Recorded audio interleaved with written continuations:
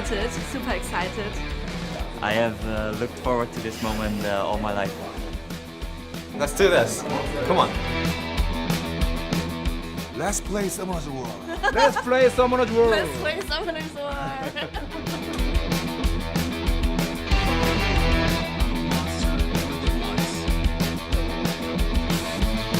Cat.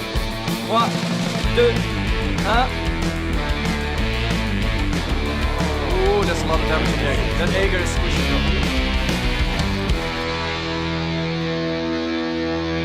I feel like I have a good chance.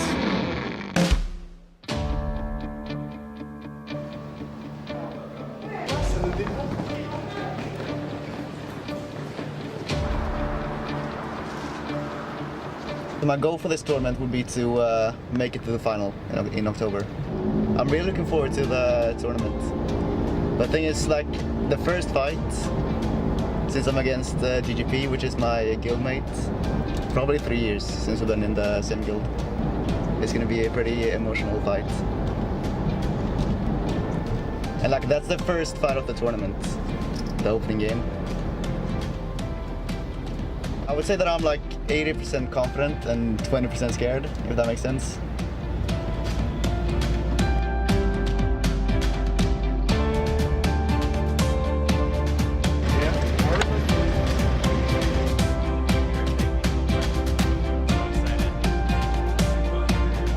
I'm Say Shizo and this is my +1 Crystal Chisel, so yeah, known in the community, I guess.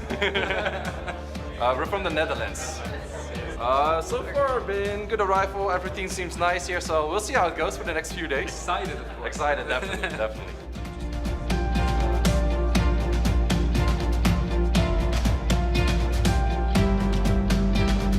French streamer management team. He's from our marketing team. This is Evan, our English streamer. Hello. From our US office. Hello. Chan and Christian.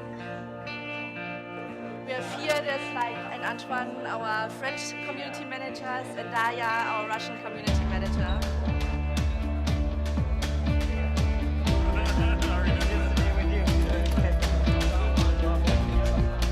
So this is DGP from the Netherlands. He was already a player at the first SWC in 2017. And then last year in 2018, he's the winner of the EU Cup. That's me. Yeah, our champion.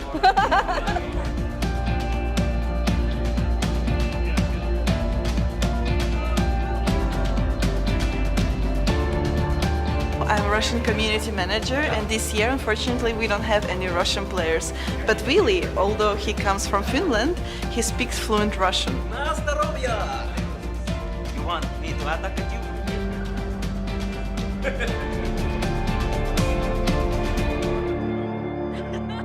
It's so weird.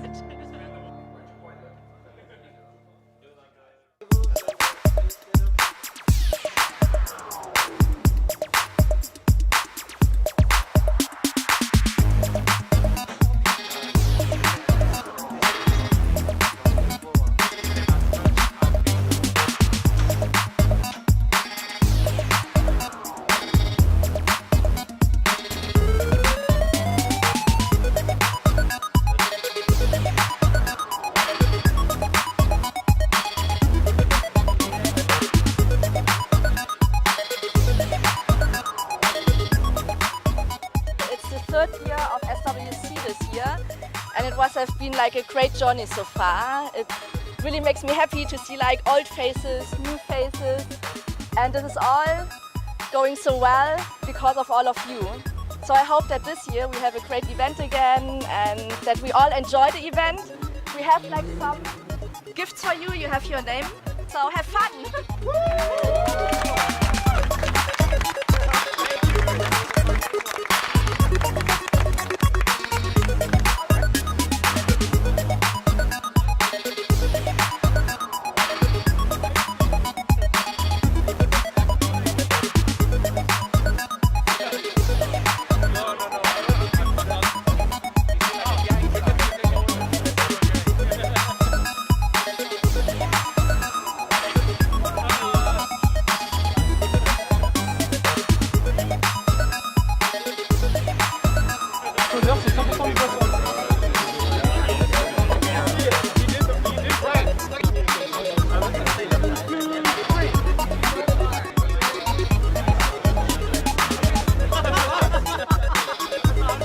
happy to be there. So guys, let's do it this weekend!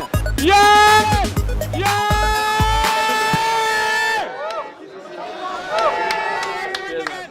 Today it's all about interviews, videos, so it's like a very special moment during this championship.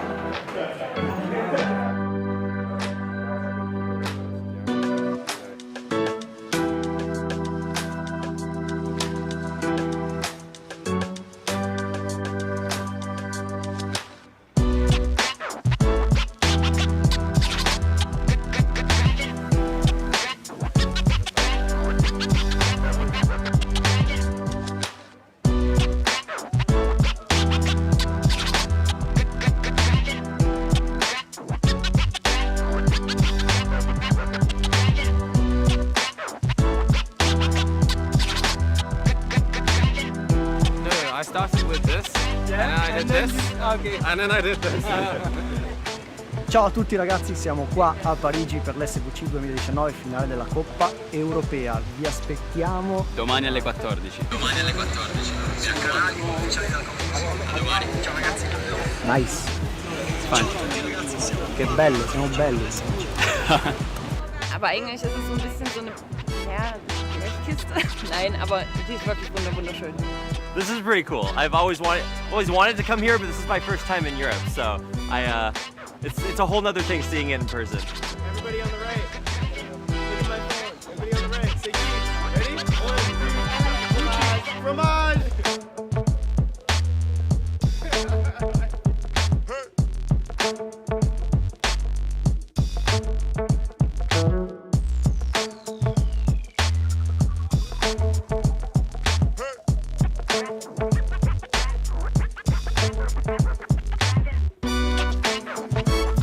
We are real men, okay? We are real men. No, I can't. Oh, puppies.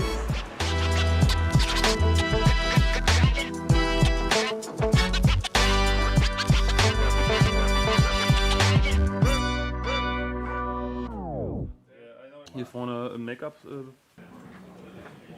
you have something for my lips? Are feeling quite dry. I don't know if it's. Moisturize? Yeah, sure. Solid? Very good. It's okay. Thank you. Not really the makeup kind of guy.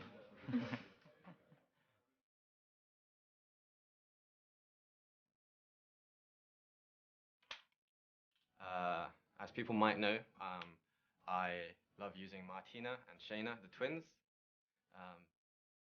You know, I've been using them the whole season, the whole of the last season, and that's how I achieved the rank.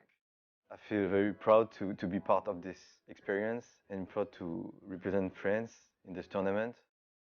My most memorable moment in the game was probably being at SWC 2018 in Berlin.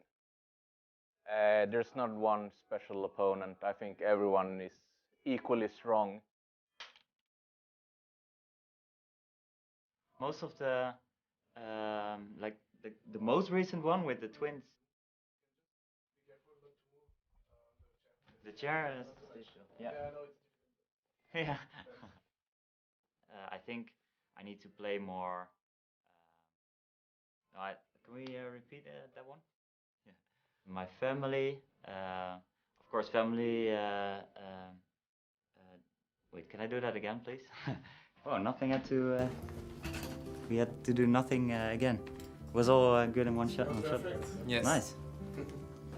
Replacement players are really beautiful by nature, like a princess.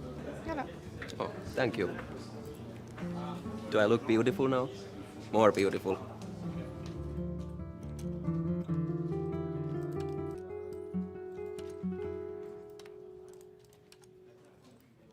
And then during the same time we will have the coupon code that will be broadcast, so you can say, you will see it on the screen. We don't want to be too focused on the coupon code, just say, hey guys, don't forget you got a reward on there. Feel free to take it. So when I make an expression, I make it to look good the way that I see it, but that's backwards. Ok, questo è camera e full screen, questo è full screen per il game. Totale Finance hier. Yeah. Mega geil.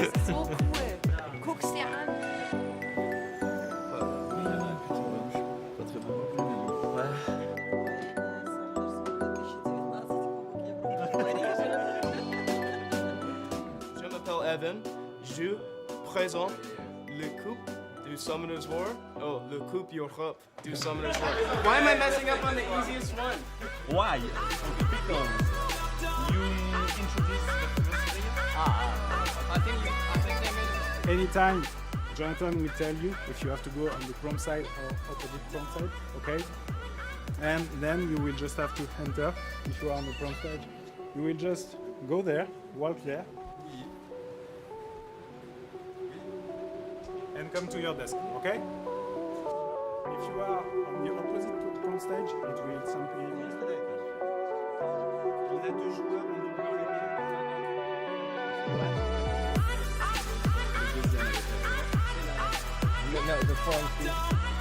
On va refaire un coucou à tous les... Fiend Fu, the Director of Marketing from the Come To Us U office. Allez.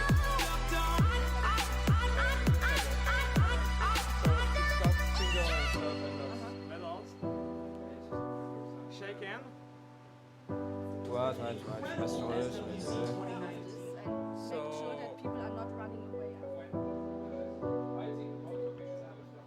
I have looked forward to this moment all my life. I don't know, super excited, so much going on. But still I'm very happy, I have to say. I'm really looking forward to the tournament. Let's play Summoner's War. Let's play Summoner's War. Let's play Summoner's War.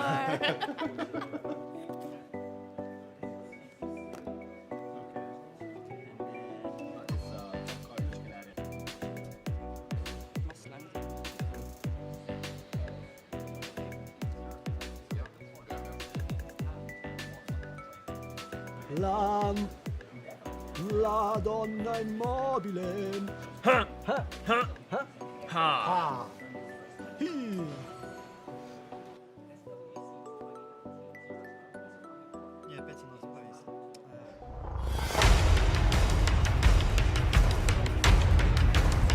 Dix, 9, 8, 7, 6, 5, 4, 3, 2, 1.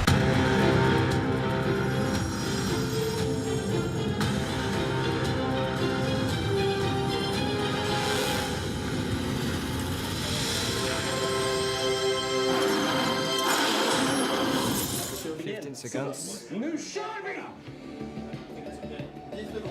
10 seconds. Je fais un décompte à 5.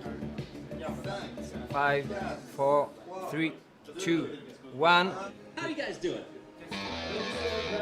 Santé. Welcome to the SWC 2019 Europe. Vidéo prête. 3, 2. Alright, please join me in welcoming to the stage our first competitor. It's DGP.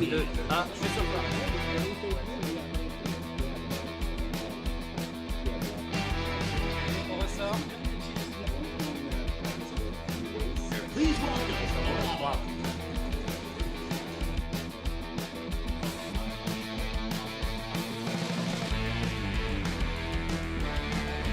Usually in SWC, what's happening now is these players are just taking their time to. That place that we were talking about. I didn't really see that coming. Too much going on because of Brianna's passer that moves on. He moves on from the quarterfinals.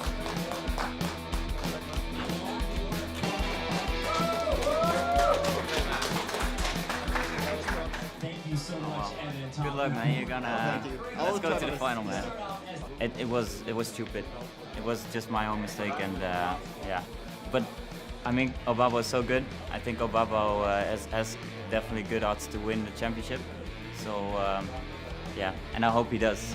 Yeah, I'm ready. Let's do this. Come on. I don't know.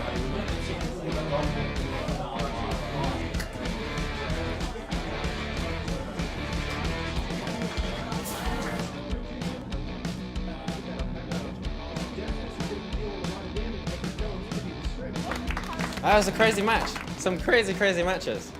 And it was a lot of fun, but yeah. I'm really happy. Really happy. And it was a pleasure to play against Chene. He's a really strong player. I feel like I have a good chance, but I'm not going to be overconfident, you know. I just try to stay calm, do what I do, and maybe I'll get a good result. Let's get ready to go with our next quarterfinal match.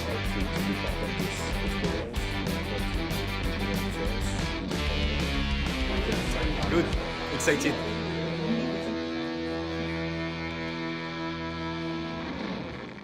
The longer it takes, Rosalind is getting more time to think about it, and he doesn't really want to go.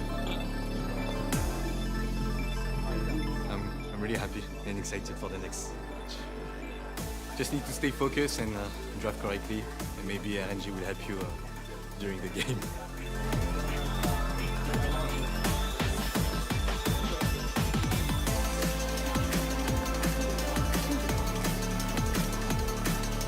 Yeah, I'm feeling so good. Yeah, it's always feel good when you win.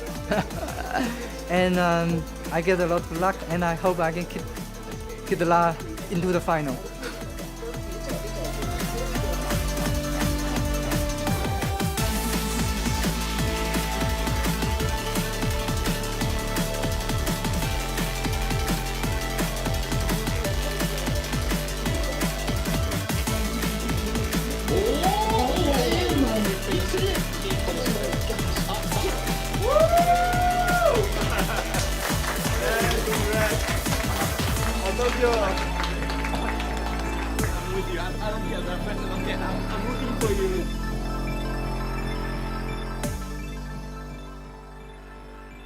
Oh, that's the best part to proc on an Ager.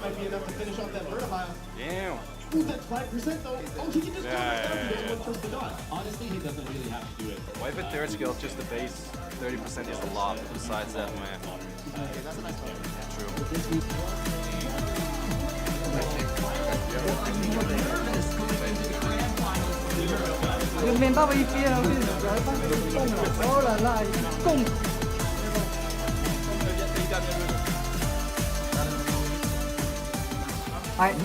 This is a huge mistake, but anyway, this is the match. Beyond everyone's expectations.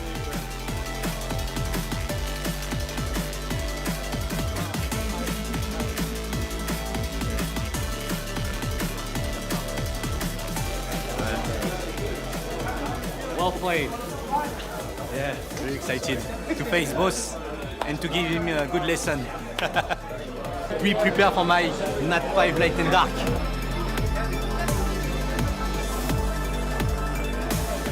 I look forward to some really fun matches with you guys. Hopefully I can bring out new strategies and hopefully give the audience a really good show in the World Finals next month. Good luck. May the best procer win. So let's get ready for the grand finals.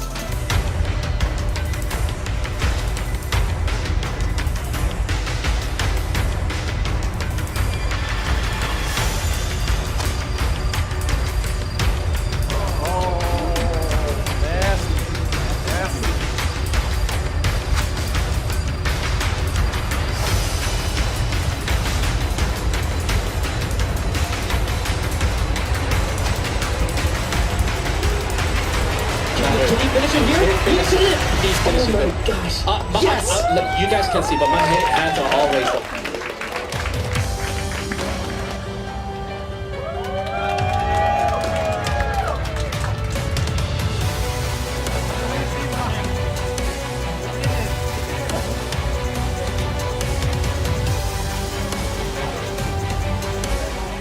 I feel very proud.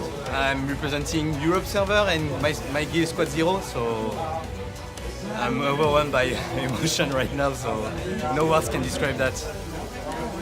She supports me. Even though I farm a lot, she's still with me, so I'm very happy to have her with me.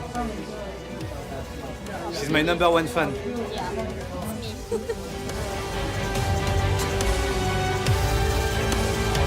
Thank you so much.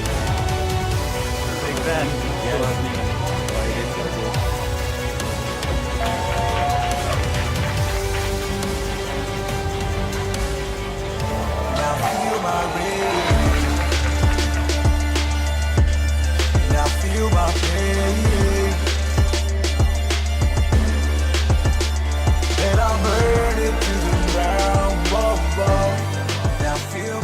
I feel proud.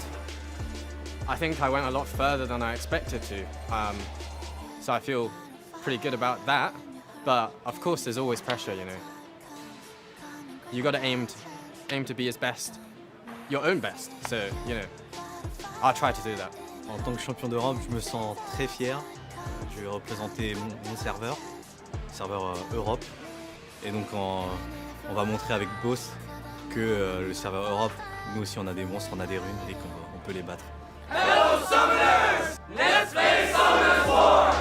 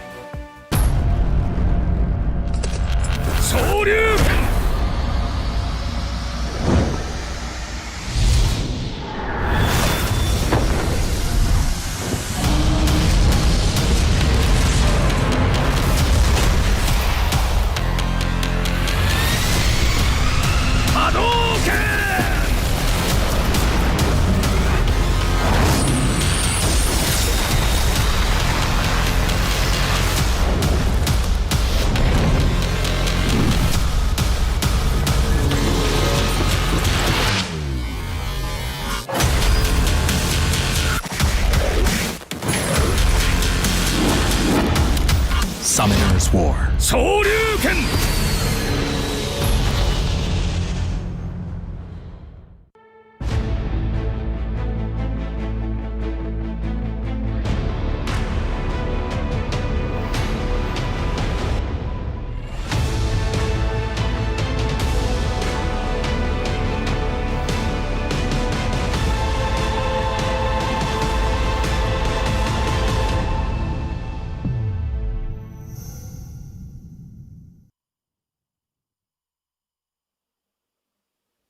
Hello there and welcome to the Summoner's War World Arena Championship 2020 Europe Cup preliminaries. My name's Adam Savage. I am delighted to be your host over the course of the next 2 weekends as 16 of the top players in Europe battle it out to try and secure a place in the Europe Cup. I am joined by these incredible gentlemen just here, as you can see on screen here. First, we have the Summoner Extraordinaire, Ulti, and 2018's Europe Cup champion, DGP. Gentlemen, how the devil are we? Are we excited, Ulti, or what? I'm super hyped. I'm expecting to see some crazy action today, some crazy gameplay, and some amazing matches. We've got so many great players who are going to be duking it out to try and secure one of these places. Dan, you've been in this position before. You've been to the Europe Cup. You've won the thing. I mean, you must be so hyped to see these players in action. Oh man, it's so great to be in this position now, to look at these games again from a different position, and I'm very, very hyped to see all these games. Me too. Now, of course, we're here at a virtual studio right now. We sadly cannot be together due to world events and COVID-19, but thank you guys so much for joining us from your seats at home. This is all to protect us, the players, and of course you guys as well. Safety is what it's really all about. So thank you for bearing with us. We want to hear all your comments and see all your comments in the chat as well. Do get as much energy into this as humanly possible, because it's going to be an incredible couple of weekends. Gents, let's talk about the actual overview of the tournament and the actual kind of what's coming our way over the course of these 3 dates we have in these preliminaries here. So of course we have the preliminary 16 players, as mentioned. The best from seasons 12 and 13 are battling out to secure a place in the Europe Cup to advance hopefully onto the World Finals. Obviously this weekend and next weekend we have 3 different days. Now, we also have these whopping great prize pools. The Europe Cup has a total prize pool of $20,000. You have the World Finals.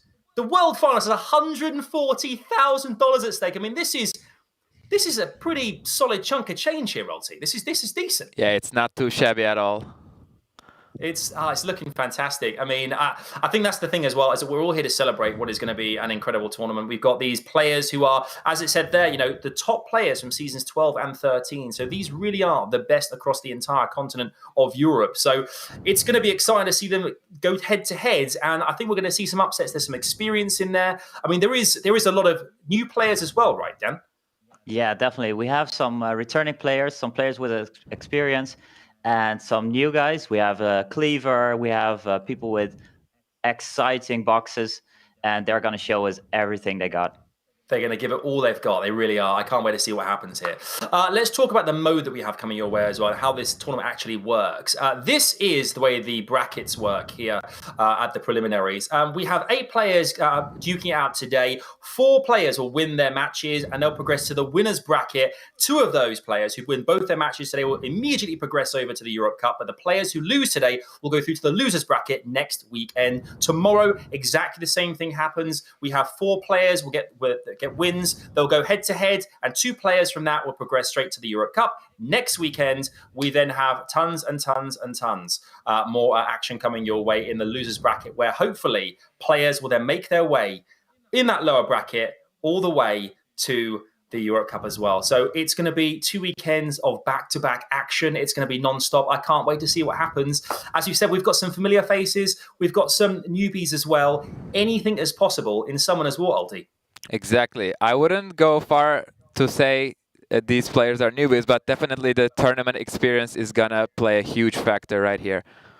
Indeed. Here are the players that you're going to see today, guys. These are the different lineups here. We have VIILIPYTTY versus FATARTI kicking things off, followed by Knight versus PINKROID. Later on, BAUS versus Unarmed. Finally, a CHENE versus Blue. And as you can see, the winners of each of those matches will go head-to-head in the winners' matches. I can't wait to see what happens. Let's talk about some of the players here, Dan. I mean, who sticks out for you today you're looking forward to seeing in action? Oh, man, all these games are going to be exciting, but I'm looking most forward to VIILIPYTTY. With his insane rune box against FATARTI, with his incredible lineup of monsters. And the rest of the games, man, they are going to be a lot of fun. Yeah, I bet as well. Also, you can't wait to see what monsters are on display as well today and who brings what to the table. Exactly. I'm especially hyped for our fourth match of the day, Shen versus Blue. We are all familiar with these names. They're not new to the scene, but they both possess a crazy monster box coupled with some amazing runes. This is gonna be a hell of a battle. It really is. I mean, I think the exciting thing as well, obviously these players are from all different nations around Europe, and they're coming together for this annual event. I mean, Dan, you've been in this position before, as you mentioned. You won the Euro Cup. You've been to it, but how key are these matches to really prove your worth in front of the world here? How are the players feeling right now? Well, the prelims are one of the hardest parts to prepare for because there are 16 players and you haven't seen them fight in competitive play SWC yet. So they can play very differently from their regular seasonal games. And it's very hard. And the preparation of these guys is going to be so important. And I can't wait to see what they bring to the table. Indeed. Okay, it's almost time for our very first match of the preliminaries here. We've already seen it, VIILIPYTTY versus FATARTI. There they are on the screen. I mean, look at the size of VIILIPYTTY's arms. I mean, he's going to wrestle. I can feel he's going to wrestle FATARTI into submission here just with his guns. They're just outrageous. Ulti, tell me about these players here. I mean, this is a big matchup to kick things off today. Exactly. FATARTI is lucky that this is an online event because I wouldn't want to be facing Vili in real life. This is going to be a crazy matchup. We here see on the board VIILIPYTTY, our Finnish player, and you can see his favorite monsters from Season 12 and Season 13. And one thing that is in common there is that he likes going in for the aggression. He likes the Ciara, he likes the Okeanos. We know that he has a very fast Okeanos, and he has been starting to grab the Chivu Savannah combination that is becoming popular throughout the last couple of months, I could say. And yeah, this box is crazy, and we also know that he is packing some insane runes. FATARTI has a lot of, he has a very steep hill to climb. Indeed. I mean, Dan, what can you tell us about Artie? I mean, what's his play style like, and what can we expect from him? Well, Artie has a really, really good monster box. So he has the Gianna, as you can see on the screen, but we might see some surprise picks there. I think Ciara, we see some overlap there. It's going to be very contested. And Artie, his rune quality is not as good as VIILIPYTTY, but his monster box can be very detrimental in this fight.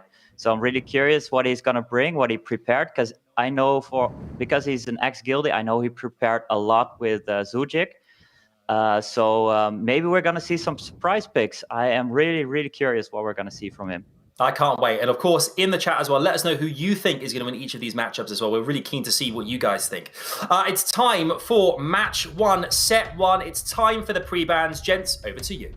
All right, so the pick and ban phase, where like I said, I think Ciara is going to be very, very crucial. Pre-banned, VIILIPYTTY pre-banned, and Okeanos. FATARTI did his homework. Okeanos is a very, very nice pick for VIILIPYTTY because he likes to go aggressive, he likes to go mean, and he likes to go Vili, as you know, in his own words.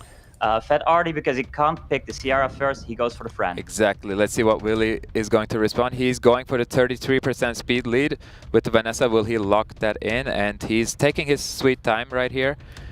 Maybe that friend took him out of his game a little bit. Maybe he was expecting something else coming from FATARTI.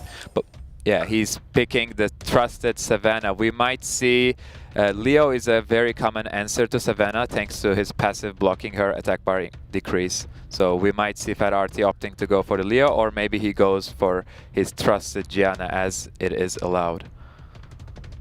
Yeah, so definitely Gianna, I think is going to bring it. VIILIPYTTY, let's see if he did his homework with the wheel runes with the first turn. As we can see here, Gianna, and what is the last one? He has just limited time. He goes for the Daphne, stealing that from VIILIPYTTY. Exactly, and I'm very much assuming that by seeing Gianna let through, he definitely did his homework, and he either believes that his runes are fast enough to outspeed the Gianna and take her out turn 1, or, as you said, he maybe brought in some units that are off will. making the Gianna not as useful. And we see that VIILIPYTTY is choosing to go for Barbara and Chibu, keeping up the aggression, locking in a second speed lead, meaning that he's most likely going to be taking the first turn here. Yeah, I really like the pick and ban phase so far from VIILIPYTTY, showing aggression. FATARTI has limited time because he probably ran out in the previous 2 picks, and picking the Yan Hong. So that is definitely a strong pick here. But VIILIPYTTY showing, I'm going to take the first turn and I'm going to have my Beast Riders do a lot of damage. Let's see if his last pick, it's going to be a Vigor. Yeah, I love the Vigor right there.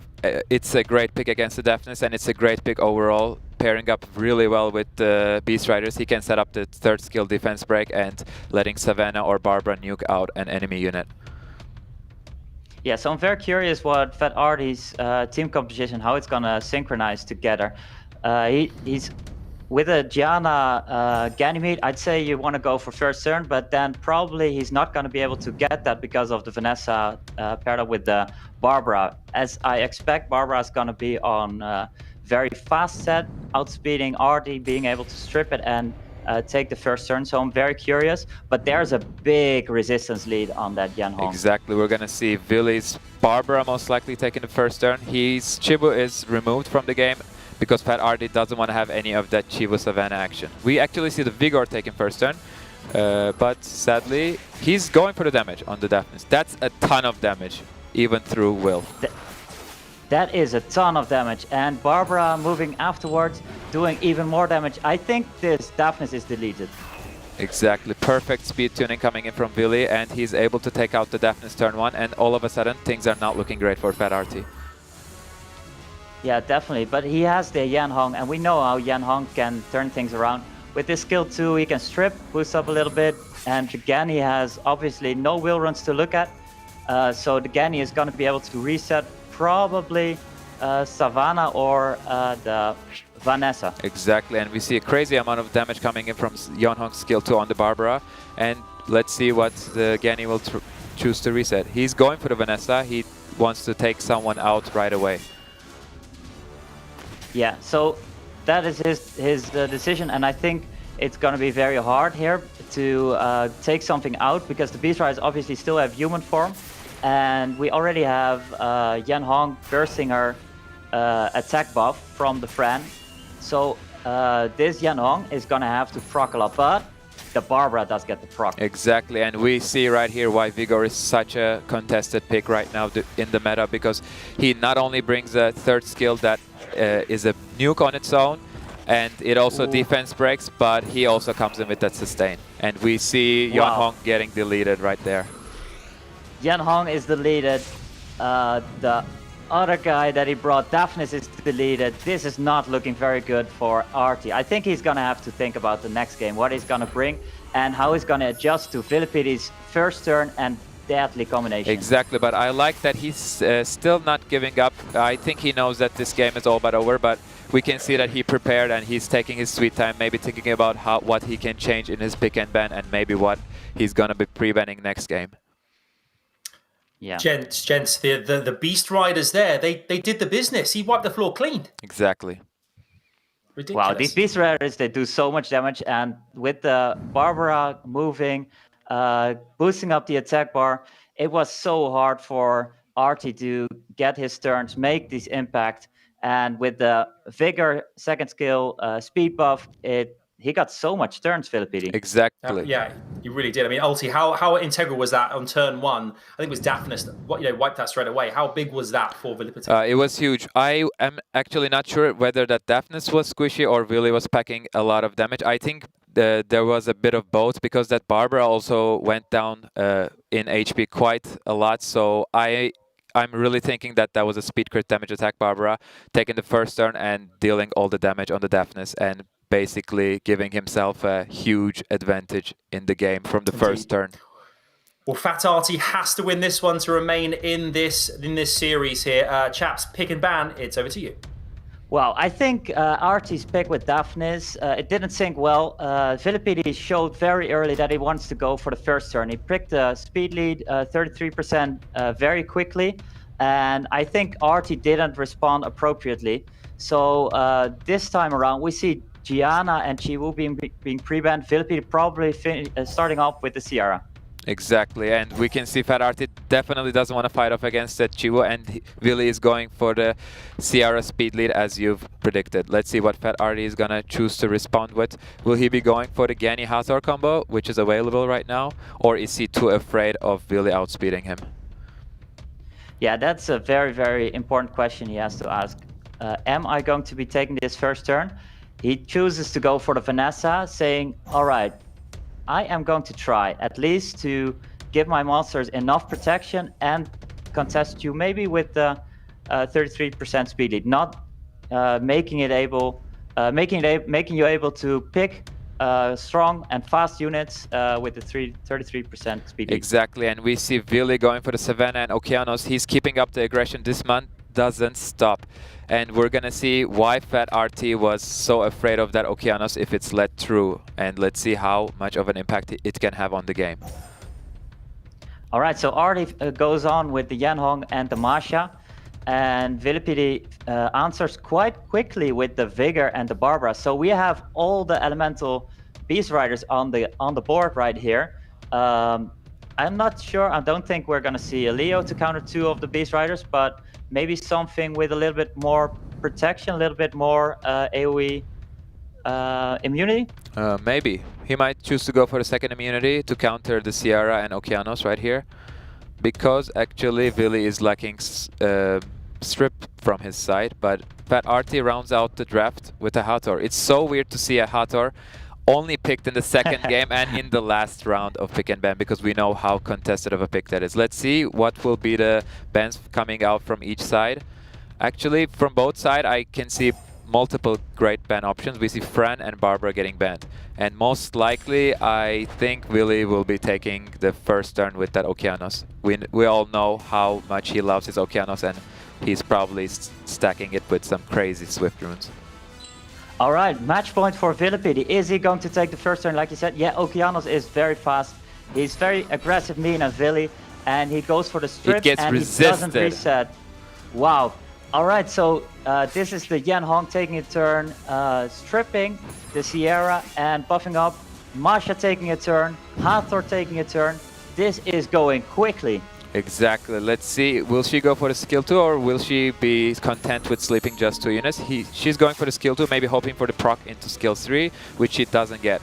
I'm expecting Sisui heal here. Exactly. Vigor goes for the heal. Sierra is looking very low, but she has a bomb. This needs to land.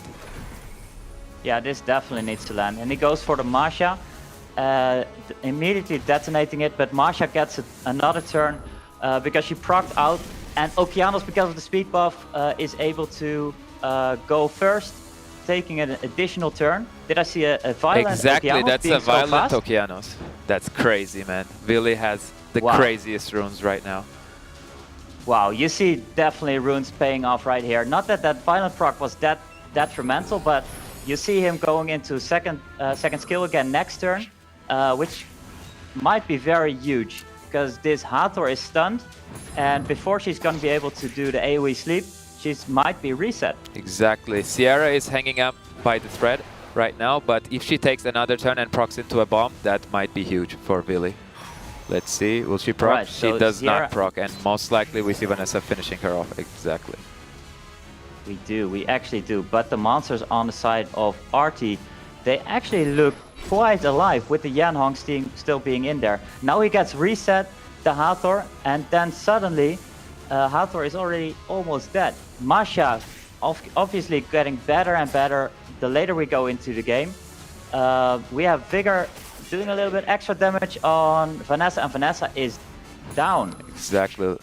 Let's see, this game is looking very, very equal right now, very balanced. That Hathor is almost dead and she's reset, but the Okeanos is going down to a Masha Violent proc.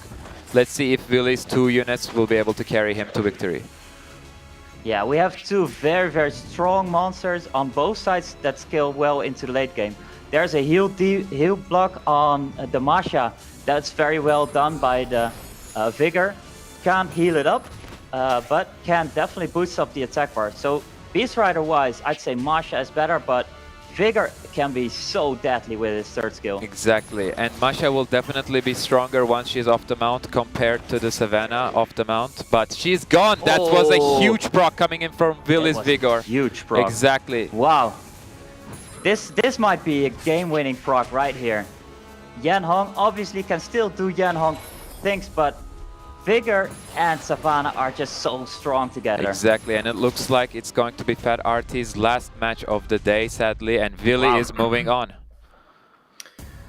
Wow, Ulti, Vigor and Savannah doing the business there for VIILIPYTTY. He wins 2-0. It's a cakewalk. I mean, it just seems the runes played such a massive, massive part in all of that. Exactly, especially that Violent set on the Vigor in the end, really showing why Violent is such a strong rune set. That proc really sealed the deal for Vili. It really did. I mean, DGP, obviously we're going to see FATARTI next weekend in the lower bracket. Sadly, we lose him from today. VIILIPYTTY progresses. But what does FATARTI have to do to turn things around? Like, what did he do then, which he needs to change up next week? Yeah, it's very hard if you're playing a person that out-runes you so heavily. VIILIPYTTY, you saw his runes. It looked like they were swift, but then suddenly they proc and you see they're actually on violent. So it's very hard for him to fight a player like that. I think he has to adjust a little bit into either going for first turn, but then definitely take the first turn, or go into a more second turn-based comp, give yourself a little bit of protection, and adjust like that. I think he has a week to prepare for that, and he is definitely going to prepare.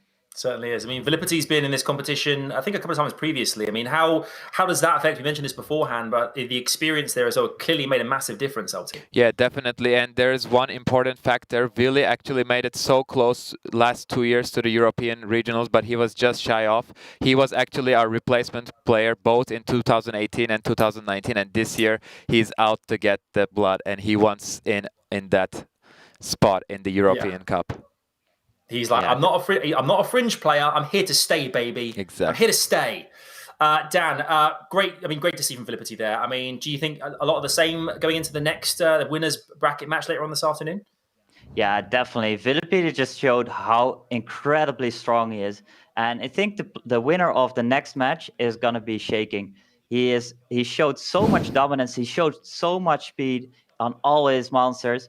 I think this is one of the competitors for the victory of this entire thing. You heard it right there. I mean, ex-champion, he knows what he's talking about, guys. He knows what he's talking about. Let's have a look at the bracket and how it stands currently. So there you can see VIILIPYTTY and FATARTI. VIILIPYTTY with a 2-0 progresses through to the next round. But next up, we have Knight versus PINKROID. One of these two players is going to be playing against VIILIPYTTY in the winners bracket later on today. It's a big matchup. I mean, I don't think either player, as you said, really wants to take on VIILIPYTTY, but Knight and Royd, what do we? I mean, this is a huge matchup as well. Where do we stand, Ulti, in terms of these two players? Like, who are you excited to see perform this afternoon? This is going to be definitely a very exciting match. I think I cannot call. I cannot predict the result of this match. This is very 50-50, I would say. I know both players have trained a lot, and both players have strong runes, strong boxes, and it's going to be a bit of a coin toss right now. Yeah, these make, I think, a lot for the best kind of matches here, Dan. You know, when it is a coin toss, who takes this one? It adds so much energy to the match, because it could really go either way. It just takes a few crits, and that's it. Yeah. Job done. Yeah, it's going to be very close. I know Knight, he's a guildie of mine. He prepares very well for this one. He still was streaming, but he was picking a quite different team than he's usually picking.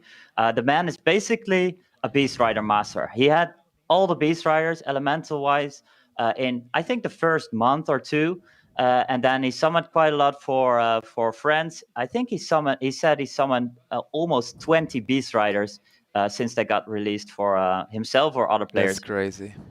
Yeah. Obviously, PINKROID as well. How does PINKROID's chances stand? I think he has a very good chance here, but once again, it's going to be a tough battle for him, because Knight is definitely not a weak player. None of our players here are weak, but you can see his choice of LD monster is a Tian Lang, and we know that Knight likes to go on the aggressive with units such as Barbara and Masha, and Tian Lang could be bane of their existence right now and could do a lot.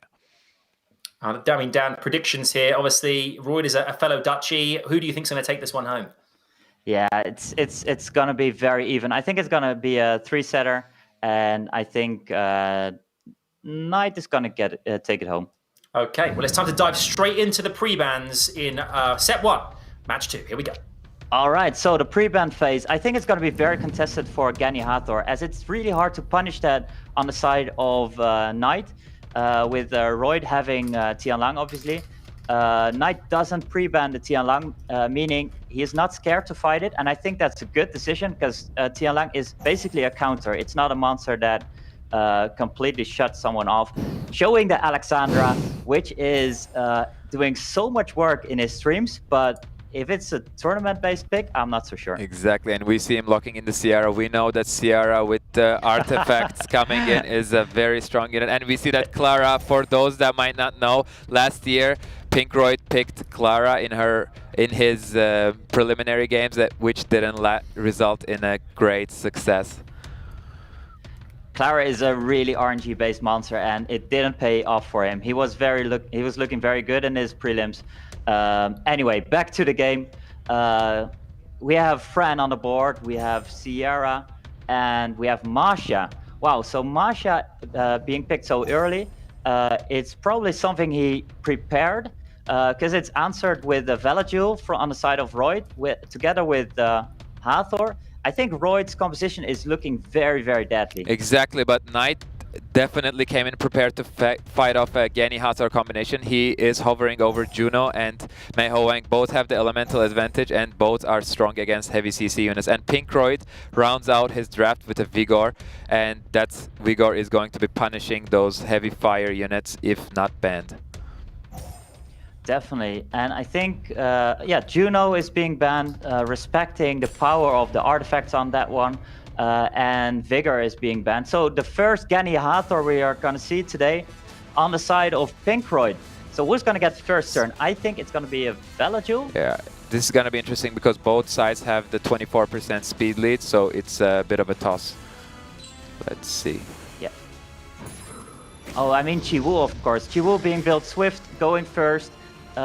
Missing the strip on the Masha, but definitely giving way for Gani Hathor. Hathor doing very big strip, finishing the work that Chiwu had to do, and then Gani resetting the Fran, making sure that there's not going to be immunity very soon.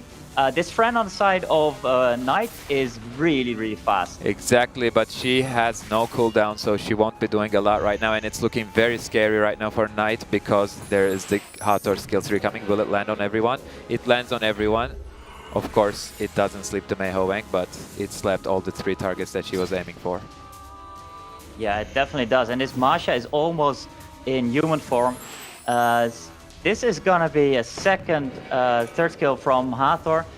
All the monsters put back to sleep, and here we go. We're gonna see some Gani Hathor action. Always very, very exciting to look at, obviously. Exactly, and we see a very nice move from PINKROID side, letting that Masha take a turn and die to the dot.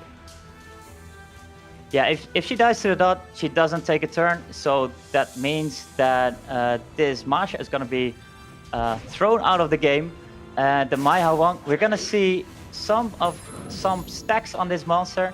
I'm very curious how much damage he is gonna do a little bit later in the game, because the rest of the monsters, they don't look so good. Gani Hathor letting that go through, man, that is tricky. Exactly, there's a lot resting on this Mei Ho Wang's shoulders. Let's see if the Mei Ho Wang will be able to carry Knight to victory, but it's not looking so good right now for X-Knight. No, it's definitely not looking so good. And even if the Fran is able to cycle around because she's so fast, you see her almost taking a turn now, but Hathor moves first and pushing the attack bar back to 0. But with the Fran being so fast, you'd say maybe that's gonna be crucial, but then again, this Chiwu still has third skill up, obviously. Exactly, but we see double counter coming in from Mei Ho Wang, taking Gani very low. Maybe this Mei Ho Wang will be able to solo the entire team. Wow, that would be so awesome. I was looking back some videos of the first SWC, and there was quite a lot of picks on the Mei Ho Wang side. But afterwards, he kind of dropped off we didn't see a lot of him, but maybe after this one, this is the revive of Maya Wang, who knows? Maybe, but it's looking pretty tough for Knight once again, because as I've seen, that monkey is not on Vampire. It's a violent monkey, right? Yeah, exactly. Yeah, it is. Oh, but, it is. But oh my god, missing the crit there is very crucial. That might have been a dead Valley Jewel right now. But the Meiho Wang, I don't think he will be able to leech enough health to be able to sustain against these 3 units right now. Yeah, I highly doubt it as well. And I really think that the choice of PINKROID to go for the Maya Wang, lowering it, but getting it a little bit stronger, obviously, with the passive, is a good one. He finishes it off. Wow. Yeah, that was a pretty clean victory coming in from PINKROID, and we can see that even when you pick 2 counters against the Genny Hathor, one might get banned and the other might be dealt with. Indeed, yeah. I mean, DGP, it just felt like that PINKROID was just picking away at Knight's picks there. I mean, just taking them apart, piece by piece, unstitching them. I mean, how did it feel for you guys? Well, like you say, just you pick them off one by one. Genny Hathor is just so strong, and Maya Wang, it is kind of a counter, but then again, your attack bar gets reset so frequently that how many turns do you actually get? Not that much. I think Knight has to adjust. He has to maybe steal one of these monsters, Hathor or Genny. He actually got a Genny very recently, always his most wanted, and then he got 2 of them last week. So that might be one of his picks. Definitely has to change his strategy. Certainly. I mean, Ulti, what can he improve on this time round? I mean, obviously everything's on Knight now. He has to win these next 2 sets to remain in the winner's bracket. Exactly. The second match, he will not have the first pick. That's why he either has to pre-ban the Hathor or the Genny, or I think he needs to take one of those units. Yeah, we'll have to wait and see. Okay, it's time for the pre-ban. Set 2, match 2. Chaps, let's do it. All right, so right here, we're going to see very early pre-bans. We see the Savannah and we see the Hathor. So Knight says, yeah, this Hathor, I don't want to be sleepy anymore. I'm going to pre-ban it.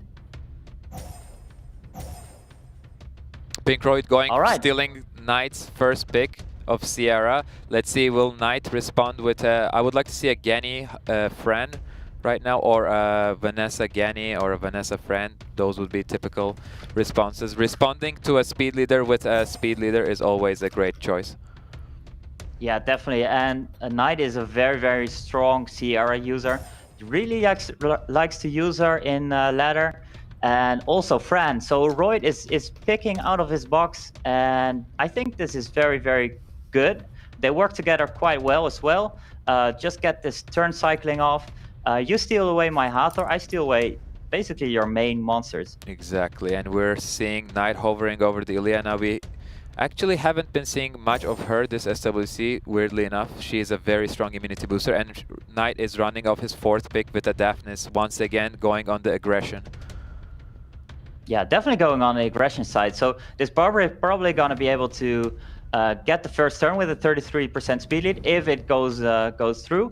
And Royd says, wow, I'm going to show you Mina and Triana to kind of counter off this Daphnis first turn picking off a monster.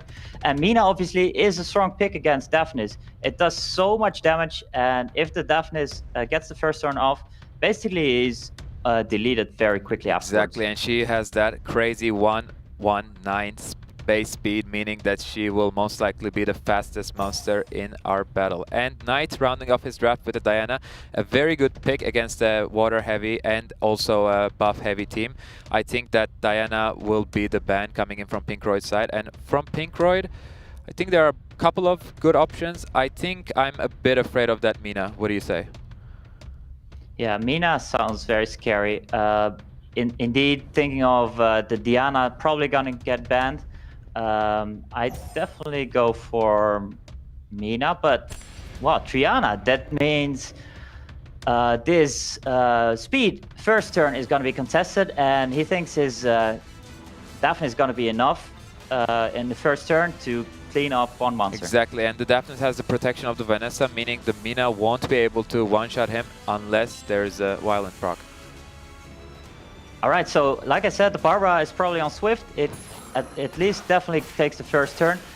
strips the Mina already doing so much damage, as you can see. And there's the Ileana taking a turn. Does he reset the Barbara attack bar? Or is he going for a little bit more protection? He goes for protection. Daphne is seeing the attack bars going and getting the third skill off. Also doing the critical hit. So Sierra is deleted. Exactly, and Mina is looking to soon be deleted as well. This proc, if it crits, wow. She's hanging on by the thread, but things are not looking great for PINKROID. Wow, the speed on the side of Knight was just so impressive. He took the first turn and he made use of it as well. But Vanessa gets deleted as well, and then Mina doing a bunch of damage. Barbara finishing off the Mina, so that makes it even Stevens, but there's only 3 monsters. There's 3 monsters on the side of Knight and only 2 left on the side of Royd. Exactly, but don't count those 2 from PINKROID's side out. Both very strong units coming in with their sustain, and there's only a human form Barbara looking like an easy target for the Vigor S3. Did he get cooldown reduction? Did the deafness land on him? We're gonna see shortly. But Barbara is taking another turn. This is gonna be a huge hit. Yeah, that is a 13k crit. He did get his cooldown reduced. That is a huge hit on Barbara, but she is hanging on. Wow, is this the end of Vigor? Is this the end of this game for Royd? Yes, I think it is. This Barbara was so fast and deadly. This Barbara made huge impact into this game. Giving the first turn at the start and then also cycling around often enough to finish off this Vigor. Really, Barbara, that was good job. Wow. It was all about Barbara.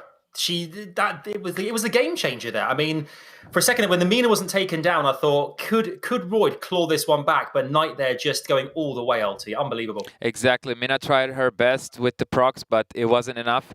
This was definitely a speed battle, and whoever took the first turn was going to have a huge advantage, and that was Knight, thanks to a higher speed lead coming in from Vanessa, and also the crazy base speed of Barbara and the strength of his runes.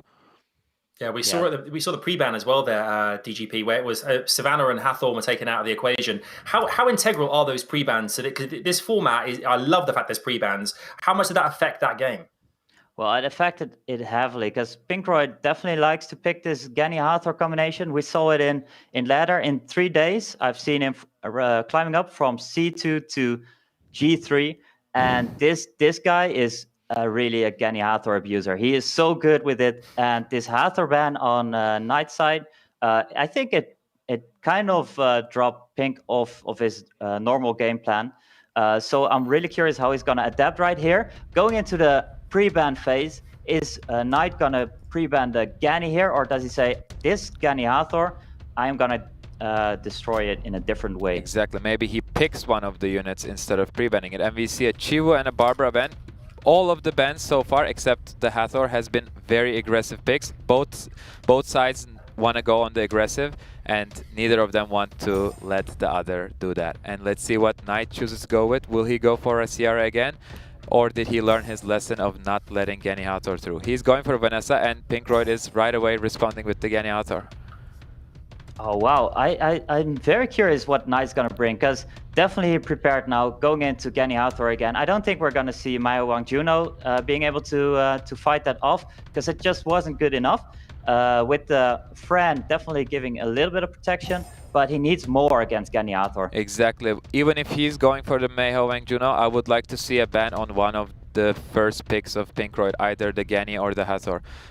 He's run, Knight is picking off the Fran and the Savannah, and PINKROID is responding with pretty much the same team as he picked in game 1 with Veligul. Will we also see a Chiwu right now? No, we can't actually. Knight, maybe he determined that Chiwu was actually the winning factor in that team, and now he's feeling more confident.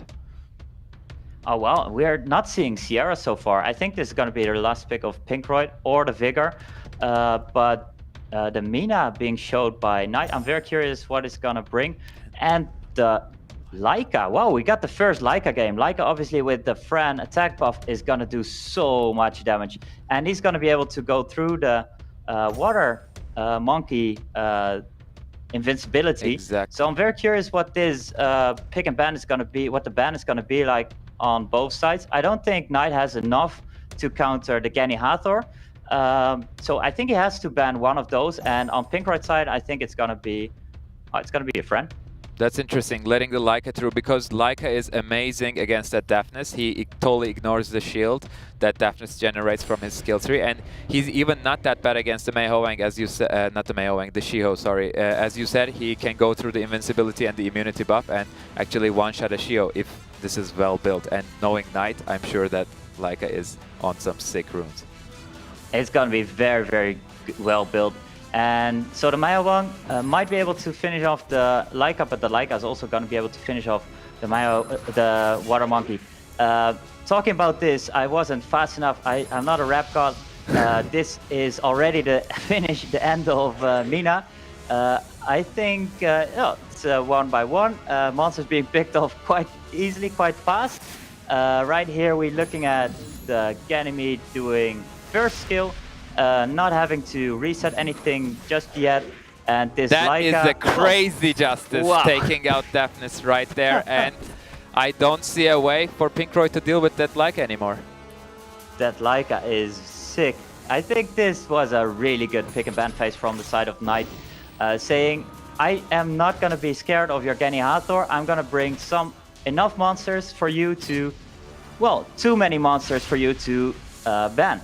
Exactly, and we can see that Leica has been making quite a name in the SWC so far. We've seen Faint Memory use him in the America's Cup to a very, very high effect. And here we can see Leica is netting Knight a victory, 2-1 against PINKROID.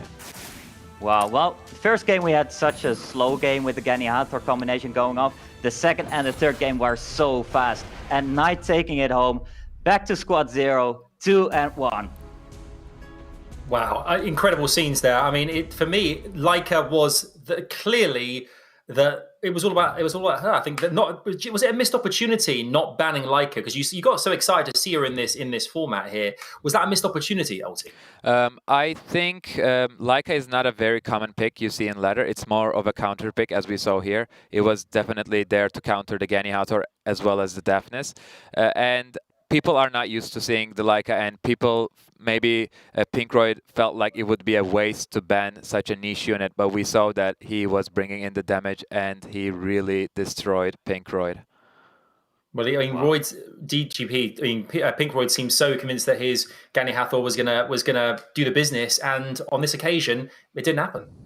Yeah, it didn't happen, definitely. And I think he was banking too much on his Genny Hathor combination paired up with the Velagil being able to counter the Savannah. So I think he thought too much of these three picks, having to, that Knight would have to ban something like a Velagil. But then Knight said, yeah, I don't really care about that skill 3 of Savannah. She does enough with the skill 2. And with the Mina and the Leica, I have enough power play to, well, basically nuke off your monsters 1 by 1. So I think it's really well done by Knight. And, well, Royd has to think over his, the bad stuff he did. Let's put it like that. Yeah, it's all about the nukes, baby. All about the nukes. You mentioned as well there, Ulti, at the beginning about Juno being banned because she's great with artifacts. That's something that's introduced in Season 13. Do you think artifacts are going to play a big part in this competition overall? Definitely. Artifacts haven't been out for so long, but we all know that these players have been farming them 24/7, and we will be seeing artifacts do quite a lot of impact here. Whoever did their homework the best, whoever farmed the most, and whoever got the luckiest will have a big advantage coming into this game.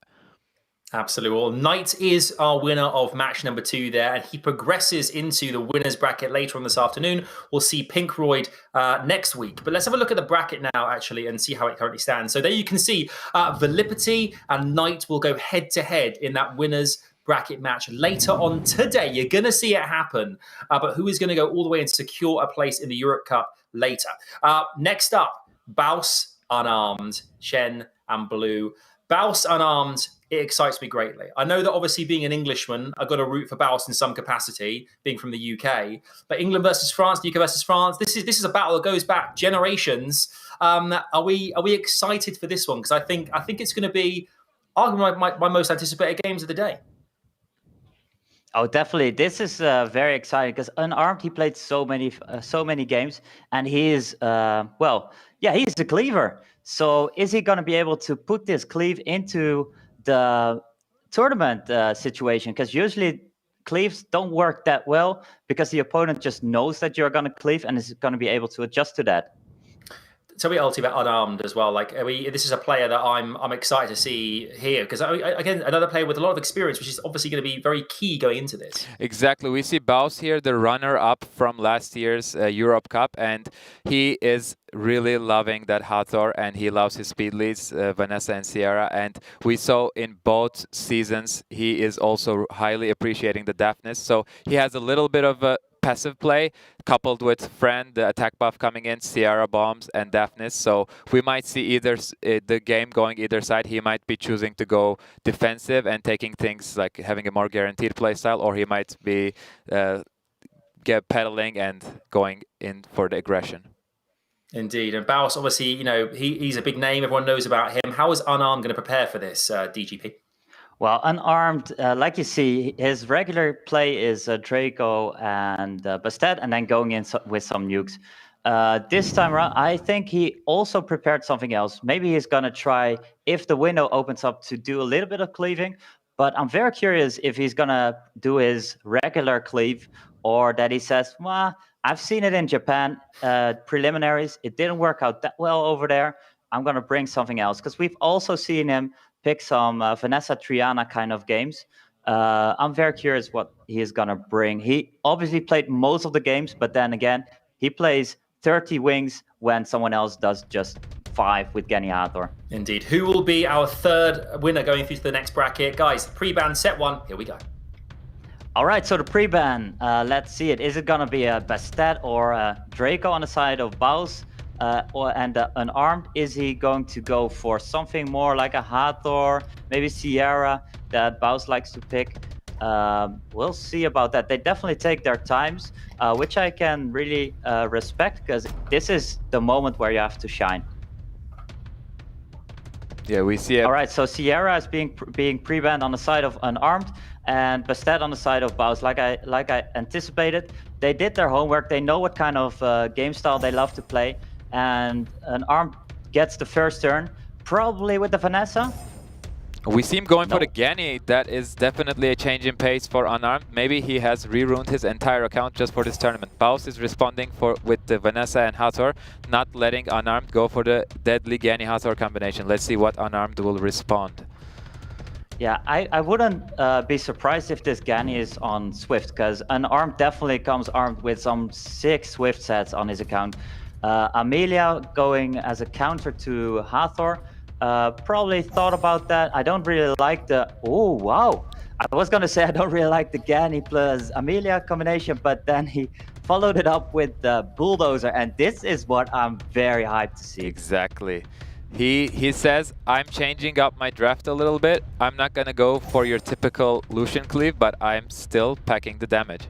And BAUS responding with a Chiwu Daphnis, very, very solid picks and very meta picks, and we saw how much he values that Daphnis in his last 2 seasons. Oh, wow. This is a Xian going in as well, a Blucian, but respectfully, let's call him Xian. He picks it paired up with a Triana, so there's a lot of clans for this Bulldozer.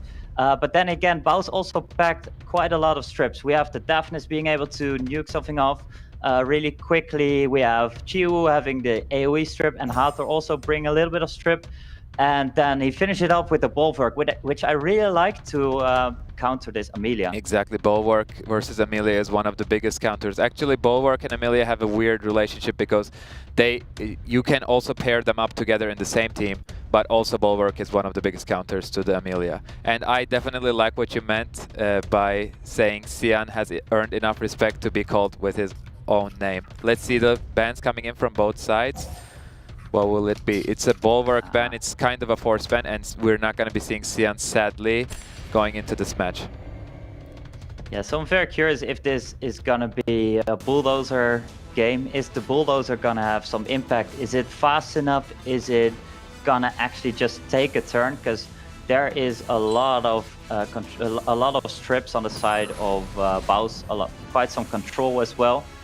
Strips with the Chiwu, lands everything, and then the Hathor takes a turn, but only gets 2 sleeps. This is huge, that Amelia resisting, and BAUS has no way to reset the cooldowns of the Amelia, meaning that she'll be able to take a turn and cleanse his entire team. Wow, yeah, that's very big. Amelia being pushed back though, so Amelia doesn't get the turn before the Triana and Gani take a turn, and this was very thought through by BAUS. He says, I probably have enough damage to nuke your Bulldozer. Exactly, that could be a crit damage, Chiwu coming in, because we know that Bulldozer is usually coming in stacked with a lot of defense. Yeah, definitely. And the Daphne is obviously reducing a little bit of the attack bar through defense, not taking care of this defense. Now there is the second skill of the Daphnes. I'm really wondering if an armed has enough damage.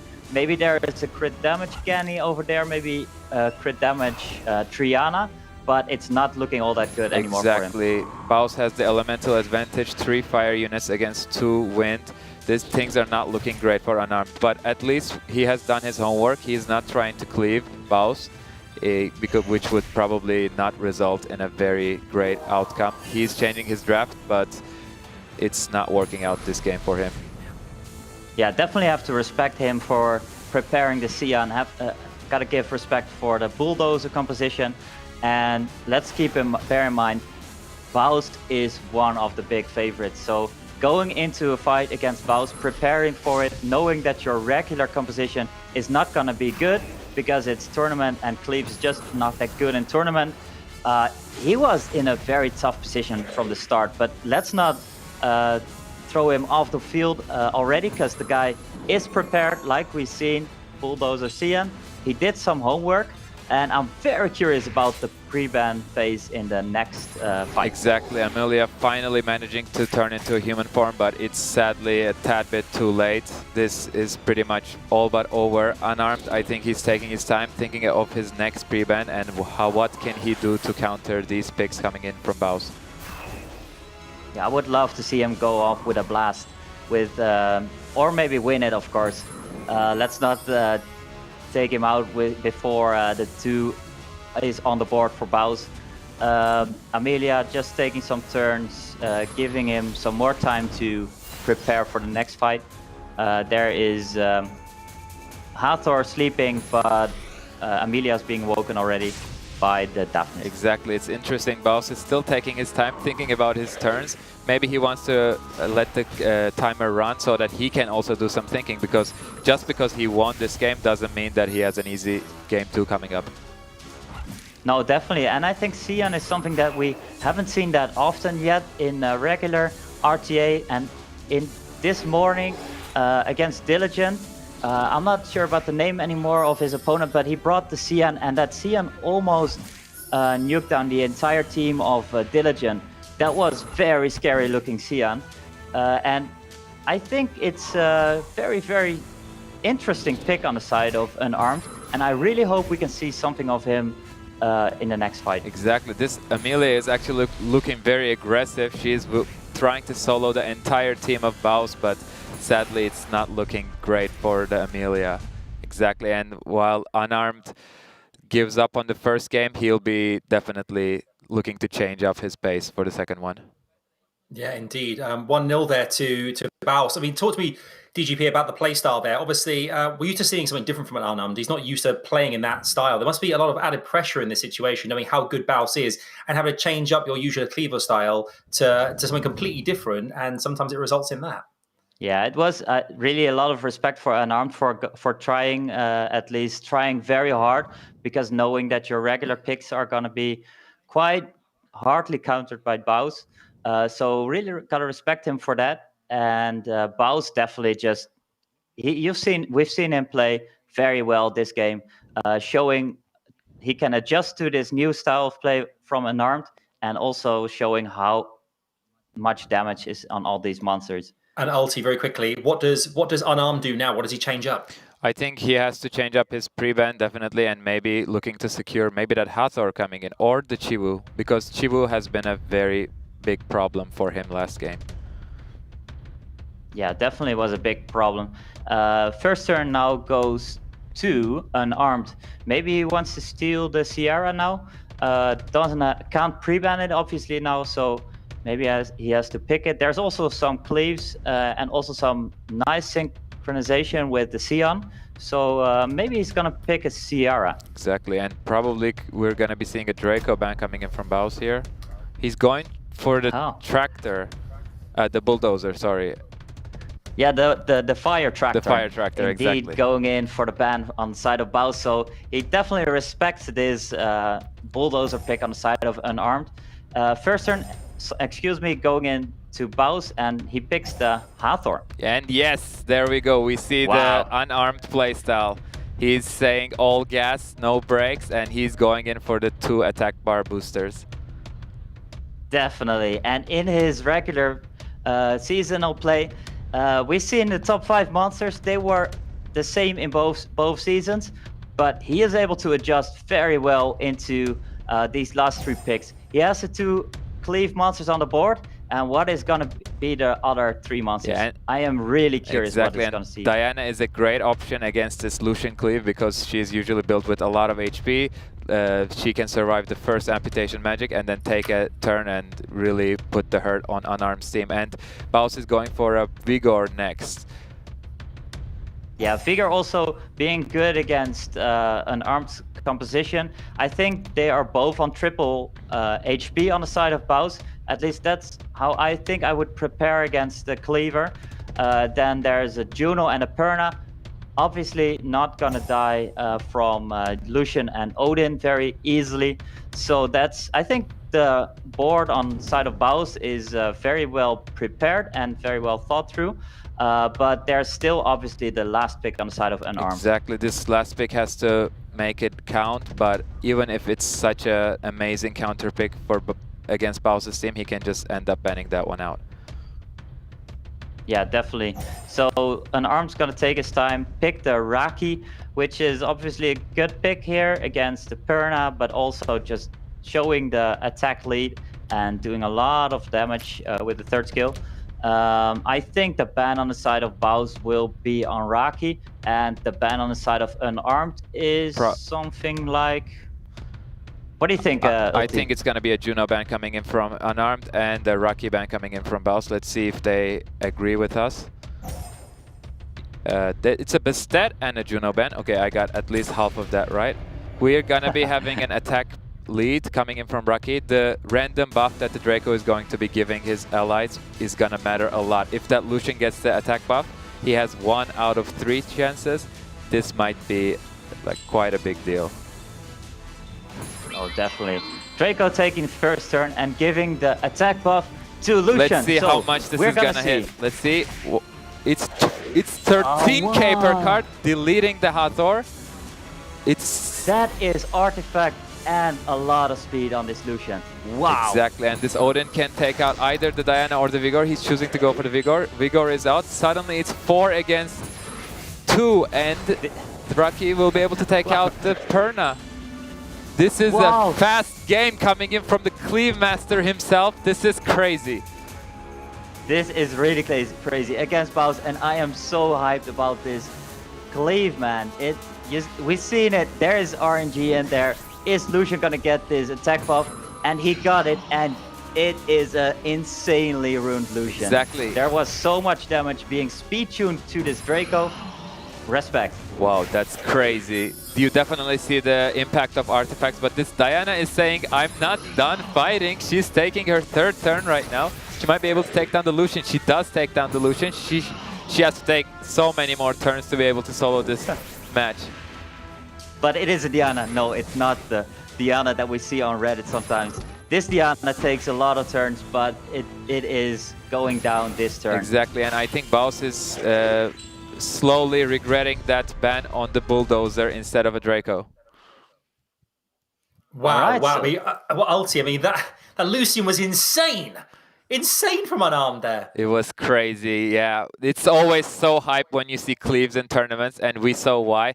He was so lucky that he received the attack buff from Draco, because he could have received the defense buff, he could have received the attack speed buff, which they wouldn't do anything, and they would definitely lower the damage output that he put. But he got the attack buff, he wiped Hathor right away, he killed the Vigor with the Odin. It was very clean coming in from Unarmed. Oh. I mean, Wow. DGP. I mean, that just goes to show how integral the pick and bans really are for our players here. It is make or break every time. Yeah, definitely. And like we said, Cleve is not so good in tournament, but if you have such good runes, the Swift set are so strong, doing so much damage on a speed-tuned Lucian, wow, then it might actually work. So very hyped about the next fight. I'm probably gonna be a pre-ban on the side of BAUS to respect this Cleave of Unarmed. Exactly. I think it's almost certain that BAUS will be banning the Bastet, but let's see what Unarmed chooses to take out this time around. Yeah, very curious what is gonna be the ban on the side of Unarmed. He is probably gonna play without the Bastet. BAUS is able to pre-ban that one again.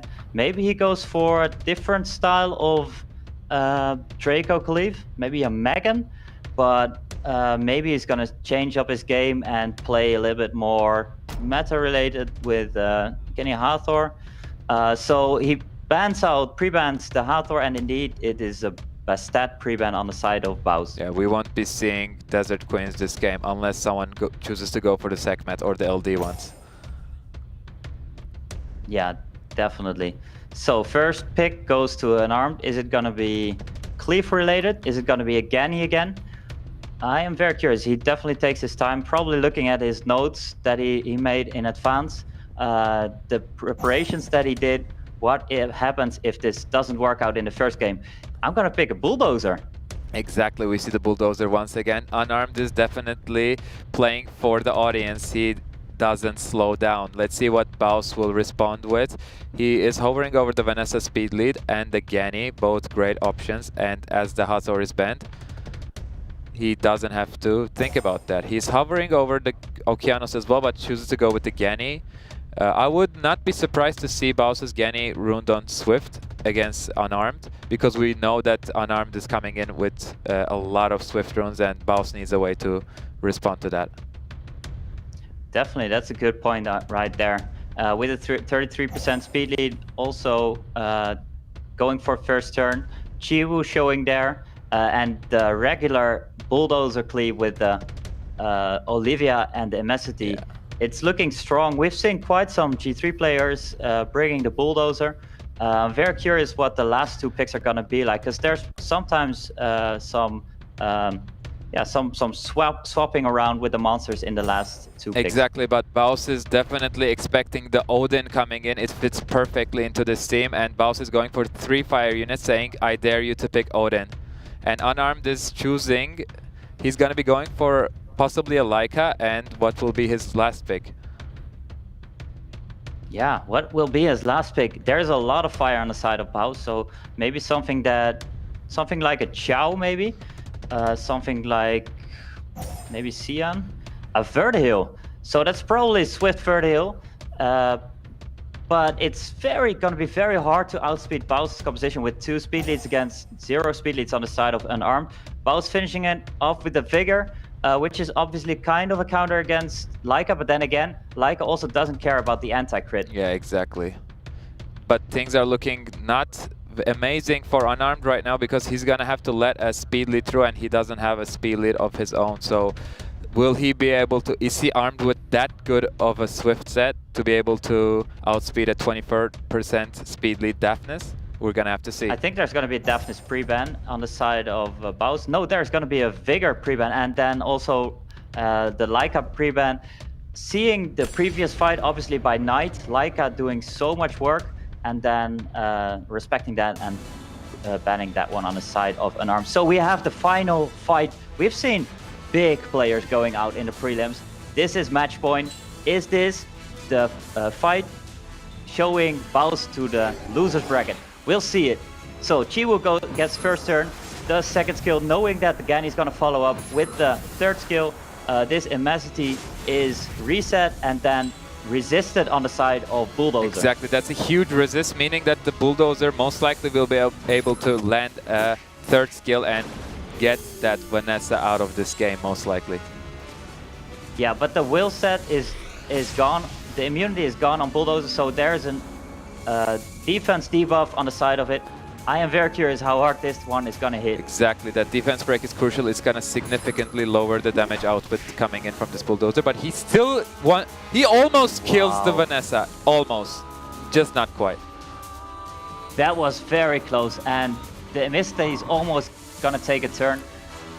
I think he's going to be able to take down this Vanessa. It is a 1 HP Vanessa. Exactly, but the Bulldozer is not looking very healthy. Things are looking pretty equal right now.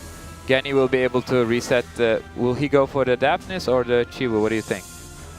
This is actually pretty big because Olivia's going to take a turn, and Olivia has second skill up, so he can do second skill on Bulldozer. Bulldozer can stun the Daphnis. Or just delete him. Actually kill it. Wow. So where before I was going to say this artifact on Bulldozer could maybe be a little bit better, you see now they were actually quite good. Exactly. The 30k on the third skill with the defense break already, that was big damage. And now deleting the Daphnis, this Bulldozer, wow. That's crazy. That's a lot of damage coming in from that Bulldozer skill 1. Definitely that's where he focused his artifacts on, that skill 1 crit damage. It's doing tons of damage, and to put a little salt on BAUS's wounds, that Verdahill is revenging on Chiwu's S3, and this is looking all but over for BAUS.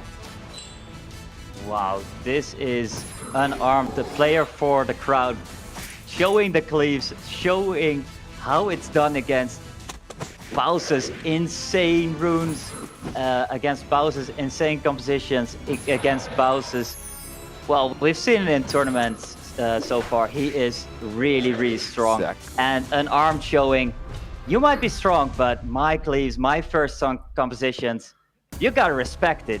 Definitely. Ah, gentlemen, that was sublime. Bulldozer there was next level. I mean, obviously banned out of the last game, but comes back this time fighting, and just, I mean, Unarmed just showed there the damage you can do with a unit like that, right, Alti? Exactly. He even almost one-shots the Vanessa with a defense break on him. He does 30k damage, and in the end, he just did a little bit of a flex of how much his Bulldozer hits, and it was about 25,000 per hit, and his runes were amazing. His drafting was amazing. He definitely changed things up, and he definitely did his homework. Yeah, we did not expect that, DGP, to see Unarmed. I think everyone assumed BAUS would probably win that, and then suddenly Unarmed comes out fighting and moves on through to the winners bracket. It's unbelievable. Wow, and I'm so hyped to see him more of him today. He pulled it through. His preparations were on the spot, and his Bulldozer runes, it wasn't on 0 speed. There was quite some speed on there, and I think he made a perfect balance between speed and 50k damage. 50k being usually enough. You don't need 60k. I think he can pull off 60k, but he just made the thinking process of how much speed do I need, how much damage do I need. So really have to give some props on Unarmed side. And the second game was so big. That Lucian, of course, it's a little bit RNG. Are you going to get the attack buff? But if you get the attack buff, wow, the damage. Unbelievable. Speaking of props as well, I want to say quickly to you guys watching at home right now, thank you so much for being here, and hopefully you're enjoying all the action. Obviously, you can see right now that we are in a virtual studio. We're not all together. We're all over the world. I'm in the UK. We've got Alti in Berlin. DGP is in the Netherlands. We're all over the world right now, obviously due to COVID-19, and we sadly can't be together to protect ourselves, the players, and of course you guys at home as well. So thank you so much for being here. I'm hyped that we made this happen, and the production team will put this awesome show together because it just looks brilliant. So hopefully you guys are enjoying yourselves at home. So much more great action coming your way over the next today, tomorrow, and next weekend as well. Let's take a look at the bracket as it stands as well. This is exciting stuff. We have got 3 of our winners brackets players already confirmed. VIILIPYTTY, Knight, and Unarmed move through to the winners bracket that are playing later on today. Everyone that's lost thus far, which is FATARTI, PINKROID, and BAUS, will be going through to the lower bracket, the losers bracket, competing next weekend. The next matchup, though, Shen versus Blue, two very familiar players to all of us here. I'm excited to see what these two are going to bring to the prelims this time around because, you know, the dynamic Swede, we've got CHENE who's been there almost, I think, the last 3 competitions. I mean, Ulti, which player are you looking forward to seeing compete? Let's talk about Shen first. Exactly. First of all, I have to tell you that this was the game that I've been looking forward to the most. Both of these players, as stated before, they have crazy monster boxes, they have the craziest runes, and they're definitely experienced when it comes to tournaments. So this is gonna be a sick matchup. I don't want to count any winners, but we can see here Shen has 2 units that every one of us, I'm sure, that is watching right now would love to have in their monster box, which are the Ragdoll and Artamiel, and he will definitely be making great use of that. And you can see that he is boasting a crazy win rate in both seasons, 70% in one and 69% in the other one. And let's see if he will be able to have as good of a win rate coming into the Europe Cup. Yeah, I mean, it's always great to see units that we don't see too often competing. That's the best part about these kind of tournaments. You know, we see players with these insane lineups. Let's talk about Blue as well here, DGP. What can you tell me about this character? Well, Blue is really strong. The last 2 SWCs, he got through the prelims. He was in the regional cup, and he showed some great action. Both of the fights, it was really close, and he fought the ultimate winner in the end. So it was a hard fight for him. He shows mostly first turn compositions with the Gani Hathor. Really likes Daphnis. Has a really strong and fast Daphnis. Also has a Oberon, which is really nice, nicely together with the Gani Hathor. Obviously being able to reset it, but also showing the pressure of nuking a monster in the first turn. And his runes are on spot. They are so fast. I'm really curious about this one. Me too, me too. It is time for our match number 4. It is set 1. It's pre-ban time. It is pre-ban time, and Shen obviously having the Arta Ragdoll. I think Ragdoll is something to pre-ban, yes, definitely. And then Hathor on the side of Blue being pre-banned. So first turn goes to Shen. I'm expecting a speed lead, something to kind of, I think Sierra, something like that, because we see Sierra so oftenly picked, so well runed with the artifacts. But we see the Okeanos, which Blue also really likes to pick, and the Hathor also already picked out by the pre-ban, so he's taking away monsters out of Blue's Exactly, pocket. and we see Blue respond with a Elenoa and a Ganymede. I think, if I'm correct, this is the first Elenoa that we are seeing in SWC this year, and that is a deadly combination. They can reset each other off and work off that, and Shen responds with a Leo Artamiel. We know how much he loves his Leo, and who doesn't love Artamiel, right? Oh yeah, who doesn't love Artamiel? If you have it in your own box. So there's the Elenoa and the Ganymede. They go so well together. I think this, even though you banned out the Okeanos, you picked the Okeanos yourself, and you banned out the Hathor. These two have so much potential to control your composition, and I really like the side of Shen with the Leo and the Artamiel. So he says, you might have a lot of speed on your monsters, but I'm gonna negate it all. Exactly, but I love the response coming in from Blue with the Tessarion, which is a great response to 3 of the units now from Shen. Both Juno, Artamiel, and Leo. He can block their passives and make them virtually useless, especially the Leo. And he pairs it up with a Beta, and Shen responds with a Vigor Juno. And we see, wow. The Dark Sylph. That is huge. It's kind of the budget. No, not budget. It's kind of a Hathor, but brought in with the speed lead. It's a really good composition on the side of Blue. It syncs very well with the first 2 monsters, and with the Tessarion, like you said, shows a lot of pressure on the passives on Shen's side. So it's banned out by Shen as well. Tessarion off the board, Juno off the board. I'm very hyped how this is going to go out. Who is going to take the first turn? Well, obviously Leo is the fastest monster in the game, but afterwards I'm very, very curious. Exactly, and Blue is coming in all willed up, and we don't see a Will rune on 3 monsters coming in from Shen. This reset is crucial. He has to land it. He has to land it, but then again, on what monster do you land it? Because there's so much pressure on 3 monsters of blue. So there is the reset on the Ganymede, which is, I think, the good idea. But there is gonna be a lot of sleeps with the Dark Sylph right there. Exactly. This is gonna be a long one, guys. Prepare for a long battle coming in. And there will be a lot of turn cycling. Blue will be taking maybe 10-15 times more turns compared to Shen, if I had to guess.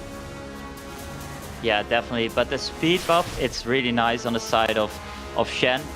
His monsters, like we've seen, are quite fast. Okeanos and Vigor moving before the monsters of blue. So he is gonna definitely take some turns, but there's gonna be so many sleeps. Exactly, but Leo is resisting the sleep, which can be huge because there is no sustain coming in from the side of blue. Instead of a sustain, Eleanor will be slowly dealing damage to her own team.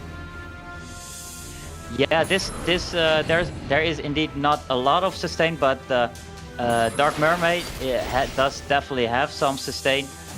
Beta showing some protection, but also some attack bar manipulation with the second skill and some heals. It is quite strong. If Shen manages to take out a monster with the Vigor third skill paired up with the Leo nuke, there's still not the end of that monster. Beta has revived, and there's a lot of resets on the skills on the side of blue. Exactly, but we see Shen resisting some crucial hits.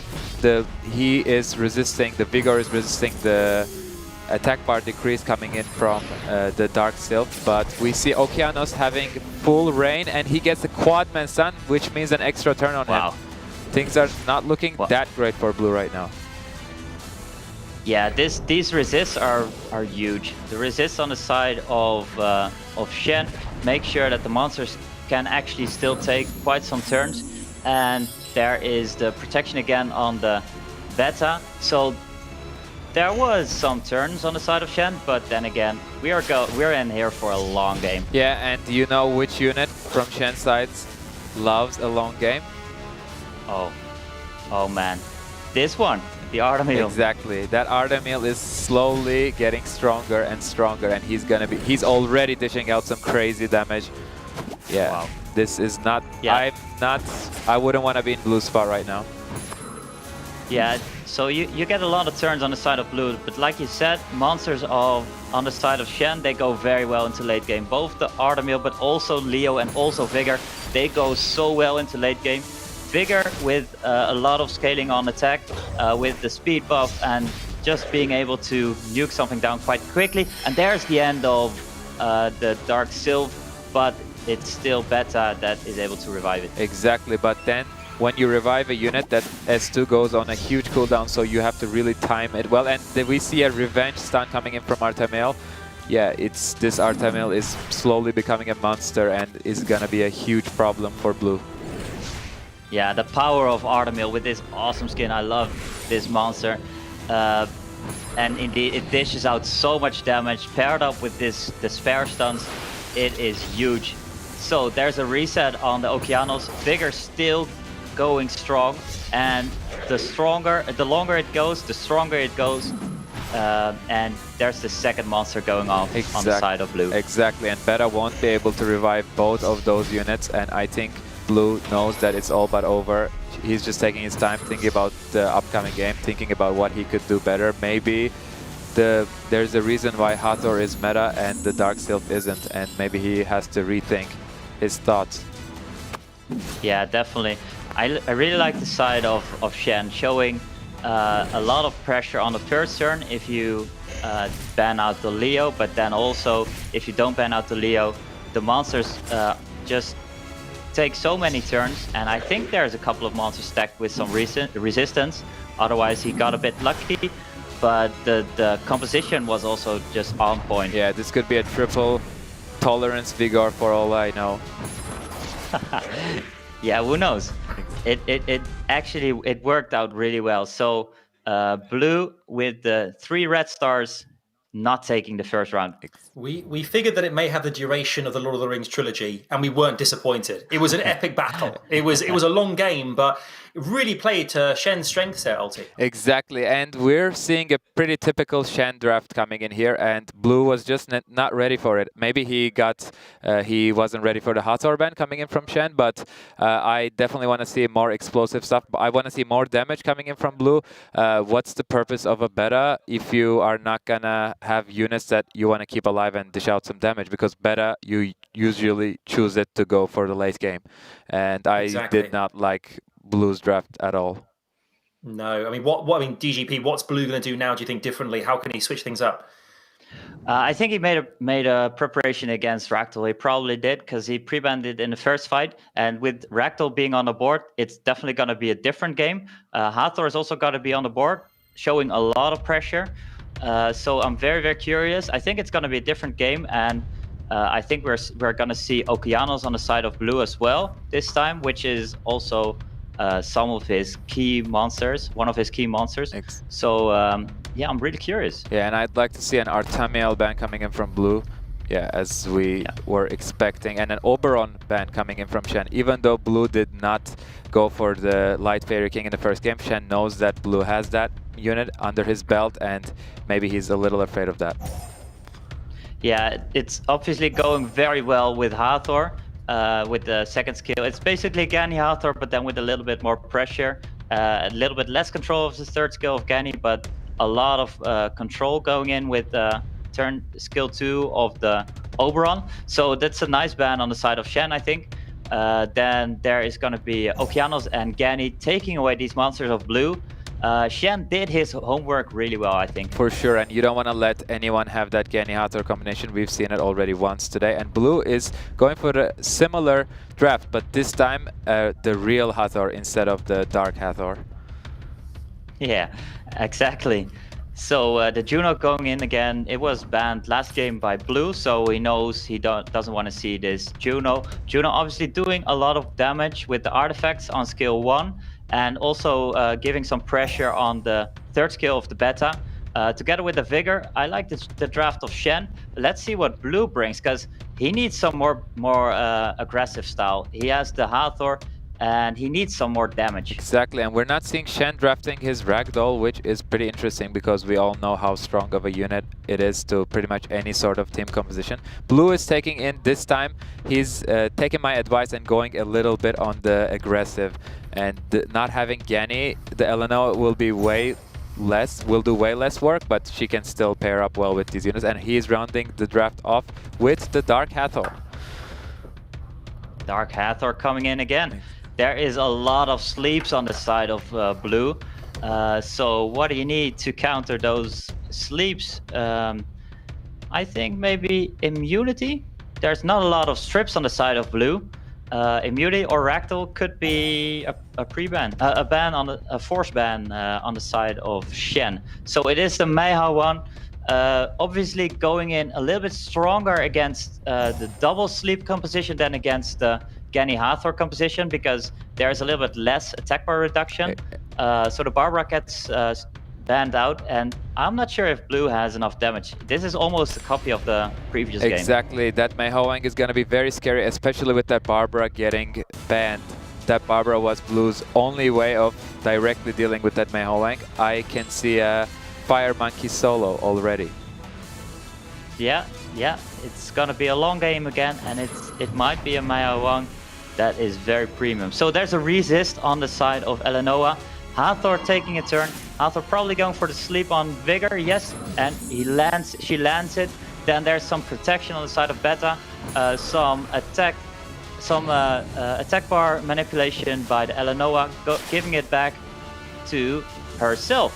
That was pretty interesting. Was that a misclick? I was sure that she was gonna give that attack bar to Hathor instead, but she's choosing to go for herself. That's a pretty interesting choice.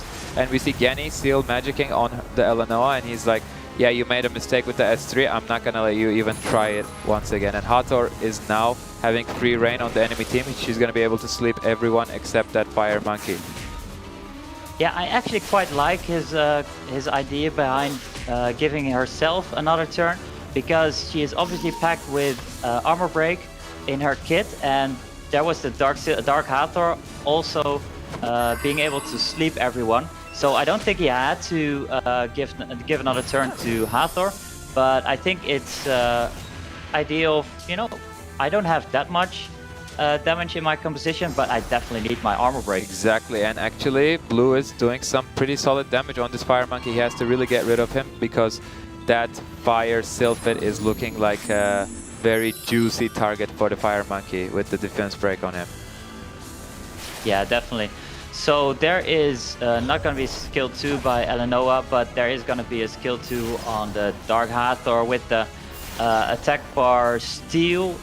So he gets another turn quite quickly already. And this is going to be another sleepy monster. Exactly, but that Meiho Wang is fully stacked now, and we saw that he was on Revenge Runes. He has to make that count. He's almost gone, but maybe will he be able to take that a unit with him? He is not able to, and he's going down. Wow, and now we're looking at 3v4 with no revives on the side of Shen. And there's some revive, some heal, some sustain on the side of Blue going into the longer game. Doesn't have crit damage on this Vigor, I think, because he landed the armor break quite quickly, but not being able to finish it off. And now we're going back to some sleepy monsters.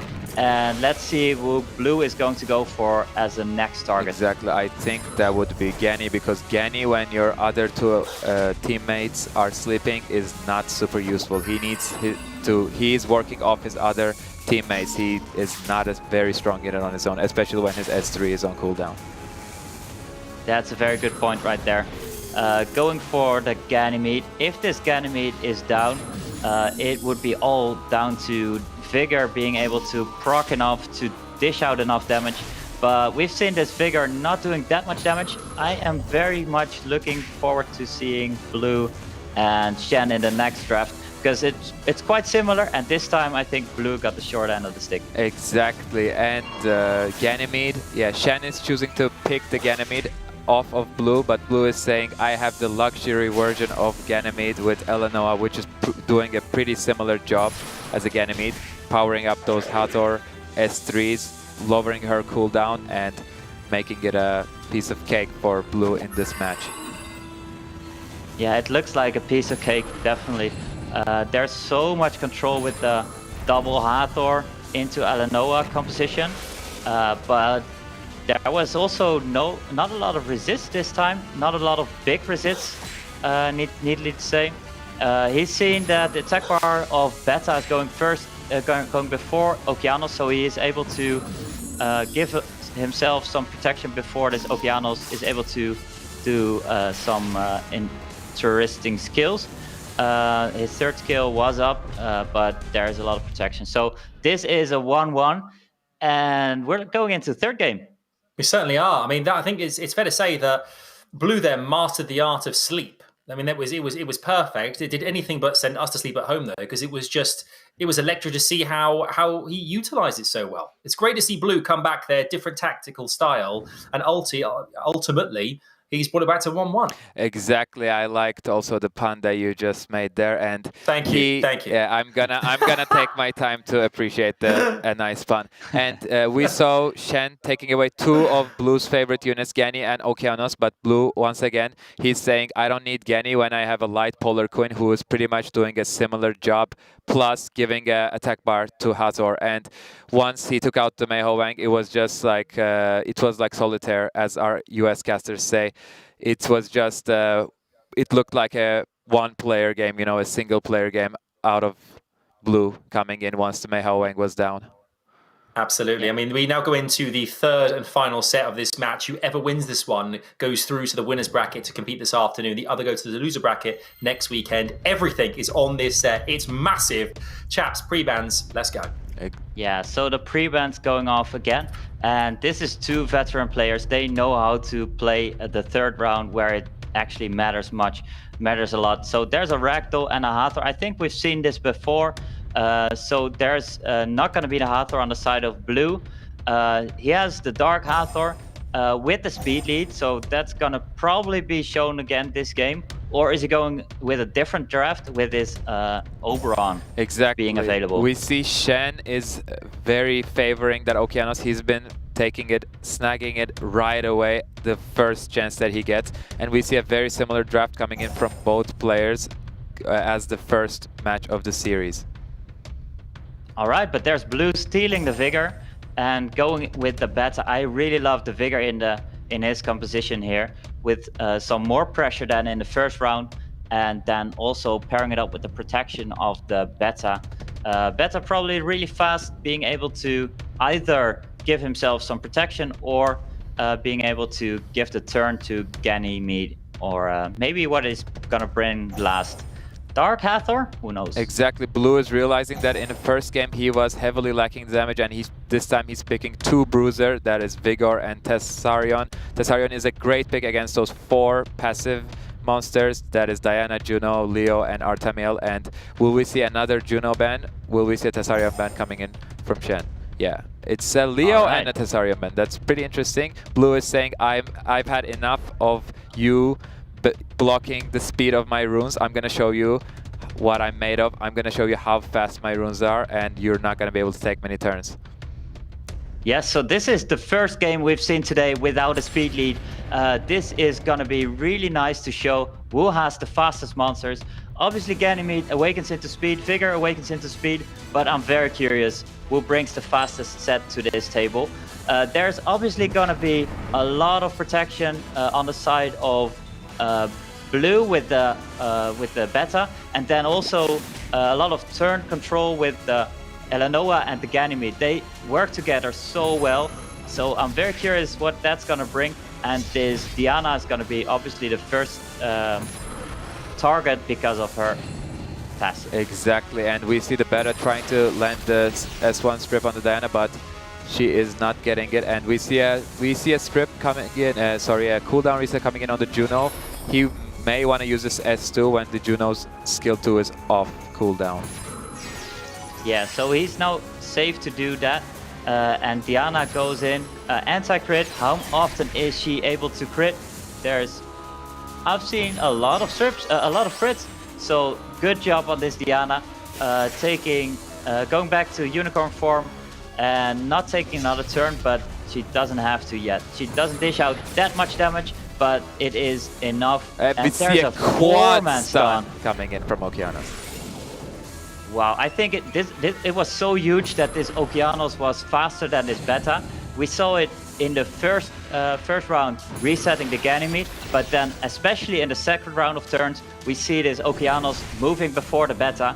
And I think Blue was scared of this Juno attack bar, moving before Okeanos and being able to strip, but actually it was a misplay because his Elenoa Ganymede, I think it moved before the Juno, so he was able to reset the Juno before getting another turn. Exactly, and we see a very similar problem that Blue is facing right now as he faced in the game 1.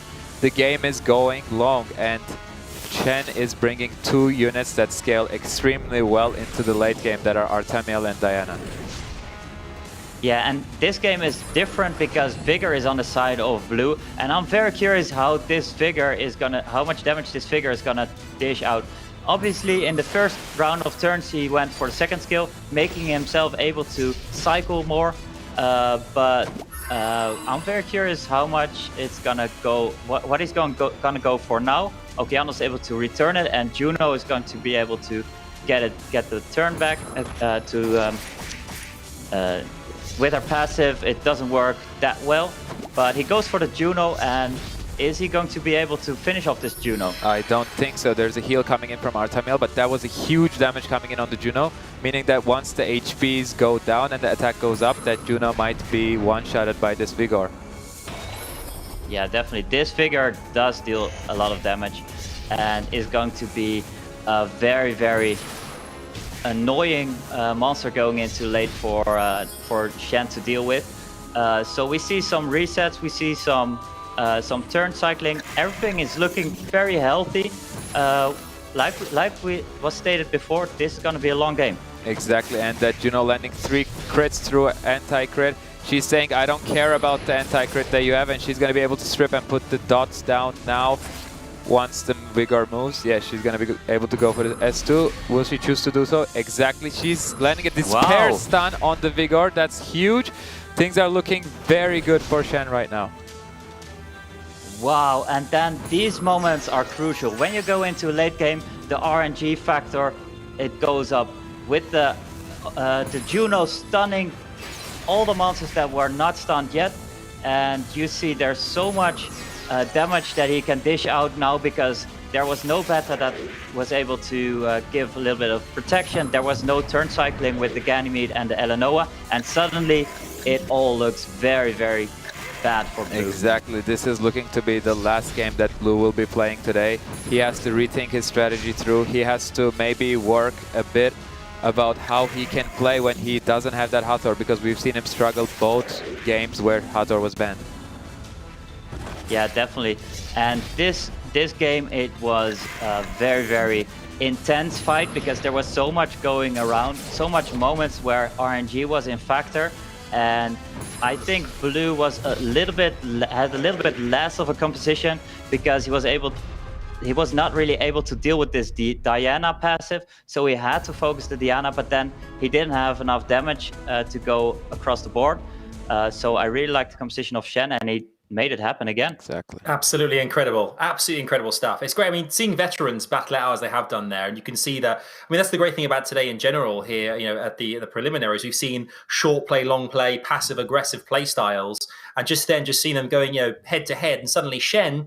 Ulti, he just went for it at the end and just wiped the floor clean. Exactly. Blue actually gave Shen in the game 1 and game 3 exactly the scenario that Shen is looking for. His team is built to last. His team is built to go for a late game. He doesn't want to kill you in turn 1. He's going for units such as Leo, Ragdoll, Artamiel, but all bruisers, all want to sustain, and they also want to keep the match going, and Blue allowing Shen to do so, he paid for it by losing 2-1.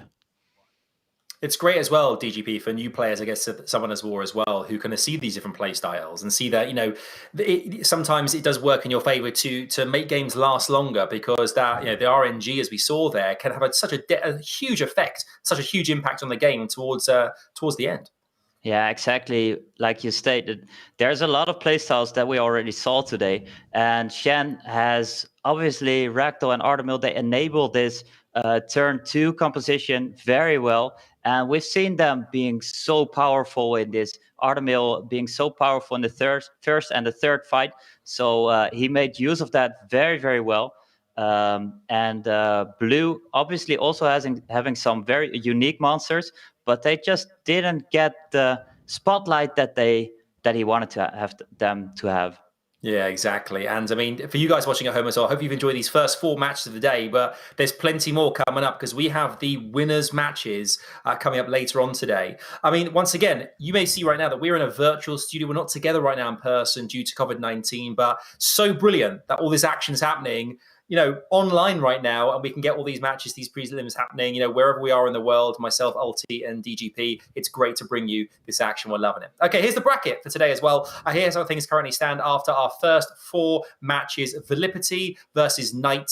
Unarmed versus Shen is the games that are remaining later on this afternoon. All the players who did not make it to the winners bracket are going to go through to the losers bracket or lower bracket next Saturday. So that's going to be huge. I mean, chaps, are you surprised, very quickly, both of you, are you surprised by what's happened? Ulti, yes or no?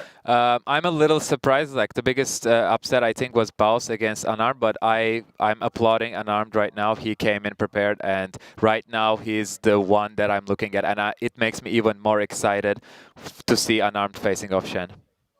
Absolutely. I think, DGP, you probably have exactly the same feelings. Definitely. Yeah. Okay, there you can see on the screen right now, you guys have been asking for it all day long in the chat. Finally, here you go. It's on us. There is a code on screen right now. There is an event code that you can take. There are things that you can grab courtesy of the code on screen right now. Make sure to use that code. That is a legit code. All the Common to Us staff are going to put that code there so you can make sure to get that involved and hopefully get some cool stuff courtesy of being here at the prelims with us today. Right, we have lots of fun stuff coming your way after the break. We'll see you in a few.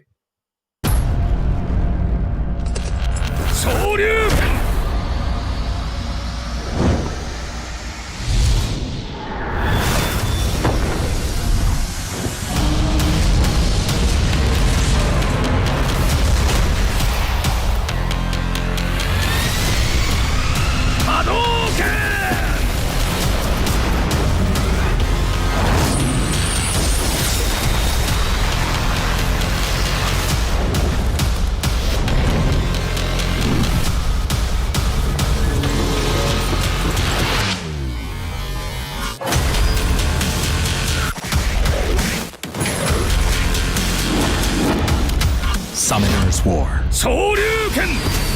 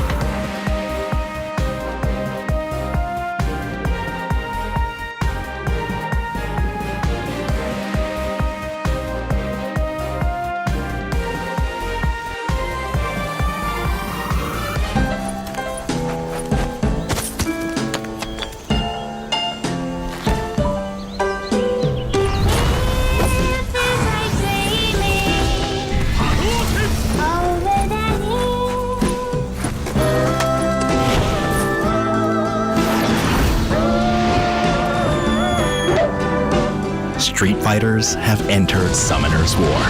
Unleash a new world of adventure. Summoner's War. Shoryuken! Hello there and welcome back to the Summoner's War World Arena 2020 Europe Cup preliminaries. It is good to have you here. It has been an incredible Super Saturday. So much action, so many things have happened, and we're here to bring you the winners bracket games coming up. I am joined by my almighty co-hosts. We have Ulti here, the Summoners Extraordinaire, and of course DGP, a previous winner of the Europe Cup in 2018. Gentlemen, what a day it's been so far. Not only have we got this magnificent virtual studio as we're broadcasting from different regions of the world here, post-COVID-19, and kind of put this amazing production on show, but we've seen some superb Summoners action as well, Ulti. Exactly, and we just saw the code coming in right there. Make sure to write that down. Make sure to send it to your friends. Get it done, get it done. Exactly, don't miss out on the code and the in-game prices. And the games, as you've said, have been spectacular. We've seen some upsets, we've seen some great gameplay. We've seen a variety of team styles and variety of matchups coming in, and I'd like to see more of that coming up next into our two games. Indeed, we have four players who have made it through to the winners bracket, and of course DGP, the winners of each of these games are going to fast track immediately to the Europe Cup, which is huge. That is going to be so nice, because if you are have your name on the board for the regionals on Saturday already, you're gonna be able to get on your couch, feet in the air, and just relax and enjoy the rest of the show.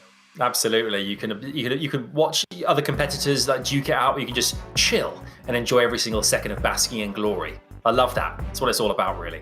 But the tournament today, of course, has had some of the best players in the world. Obviously, the seasons 12 and 13, the best players in Europe have descended upon this weekend and next weekend as well to compete to try and get a place in the Europe Cup finals. Let's take a look at what the tournament's all about here as well. The prelims, of course, as you said, 16 players who are competing against one another to try and get one of those top spots, who then qualify for the Europe Cup. There's going to be 8 players who go through to the Europe Cup, and 2 people from the Europe Cup are going to progress to the World Finals, baby. The Europe Cup has a $20,000 prize pool. The World Finals, $140,000 in total is up for grabs, which is just an obscene amount of money, a life-changing amount of money. Summoners War is changing lives, Ulti. This is a beautiful thing to see. Yeah, exactly, and DGP knows a lot about that Europe Cup prize money, as he was the winner of that in 2018. That was also a beautiful tournament, and I would like to see a repeat. I'd like to see a tournament this year as good as that one. Absolutely, me too. I can't wait to see it. We have a bracket that's popped up now on screen. If you've missed this earlier on, don't worry, we're here to fill you in. This is how the bracket for today currently stands. We have our 4 players who have qualified through to the winners bracket matches. We've got VIILIPYTTY versus Knight coming up first, followed by Unarmed versus CHENE, the French duel that's going to be happening later on this afternoon. Can't wait for that one. We've seen some incredible play styles, some unbelievable units and monsters used in this competition. I mean, we have a big one. VIILIPYTTY versus Knight. This is huge. We mentioned the insane amount of runes that VIILIPYTTY is hoarding, not to mention those huge biceps of his. I mean, let's talk about this, DGP. What do you think about this first matchup here, and what are you excited to see from this game? I am really excited to see 2 playstyles that are very similar. They really like to go for a very aggressive playstyle, go for the first turn, nuke down your monster, or make sure that they are not going to be able to do much in the turn 2 and further. So I'm really hyped to see those 2, and it's going to be a lot about the rune quality and the synchronization of their Beast Riders together with the rest of the monsters, or maybe Okeanos. I am very, very curious what they're going to bring to the table. Yeah, I mean, what are you hoping to see, Ulti, here? Because both love a Beast Rider, but what Knight as well earlier on, dispatched Void in pretty superb fashion. Exactly, the speed, the turn 1 is going to be crucial in this matchup, because we know both of the players don't like that passive playstyle. They're hitting the gas pedal. They're really going in for the first turn. So the first picks, the bans are going to be crucial. The speed control is going to be important, and I'd like to see Sierra and Vanessa will be heavily contested picks coming into this game. can't wait to see what happens. Let's look at our players in more depth now. Let's take a look at VIILIPYTTY here for me, DGP. What can you tell me about the Finn here, who's you know a favourite? He obviously didn't. He was picked at the last minute for the last two Europe Cup preliminaries, and here he is standing on his own 2 feet here, and he is delivering the goods. Yeah, he doesn't want to be a replacement player again.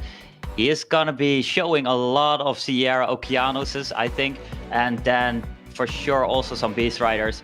Take them away from Knight, and I'm really curious. Yeah, and then we have Knight as well here, Ulti, who is also looking very well equipped to go into this matchup. Exactly. Look at his posture. They're both ready. They have the tricep, bicep workouts down, and let's see if they also made enough preparation for the game. And as Dan said, the Beast Riders are going to be very crucial here, and we see that Sierra high up on both of players' lists, so that's going to be a very contested pick. Let's take a look at their highlights.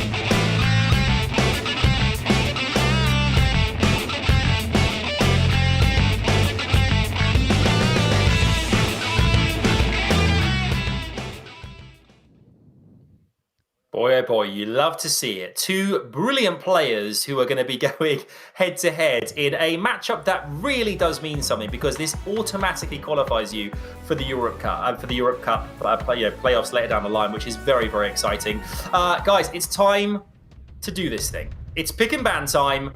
Let's get into it. It is pick and ban times, and pre-bans are definitely going to show a Sierra. No, it's not. So the one that gets the first turn is gonna probably pick the Sierra. There's a friend respecting Knight's enjoyable friend team-ups. So he's gonna get that out of the way. And Okeanos, I think it's also a pretty good pre-ban because it shows so much control on the side of VIILIPYTTY to go paired up with the Vigor and the Beast Riders that he loves to bring as well. Exactly, and we saw that both players are respecting each other's speed levels, and VIILIPYTTY snags that Sierra right away. Knight responding with a Vanessa and a Savannah. We know how much he loves his Beast Riders, and we know how good Vanessa pairs up with those. VIILIPYTTY hovering over a segment. He picks the segment right away. We usually see it as a counter to Tyrannus, but VIILIPYTTY must have a greatly runed segment that he's so confident about, and he's picking it in the round 2. And pairing it up with Barbara, Knight responds with a Vigor and a Ganymede. Very standard picks coming in from Knight. Good units all around. Yeah, wow. Is it gonna be a segment? Is it gonna be a Shant going up with the segment? I really like the segment one.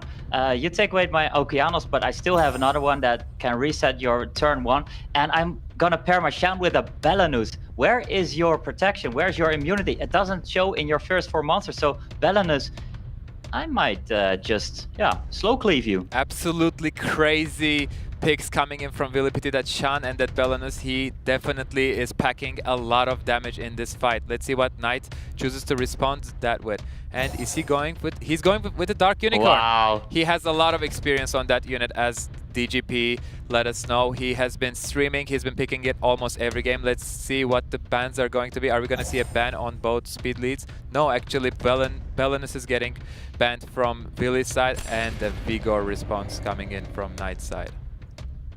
Wow, we see the Shen power play, we see the Alexandra. I am very hyped.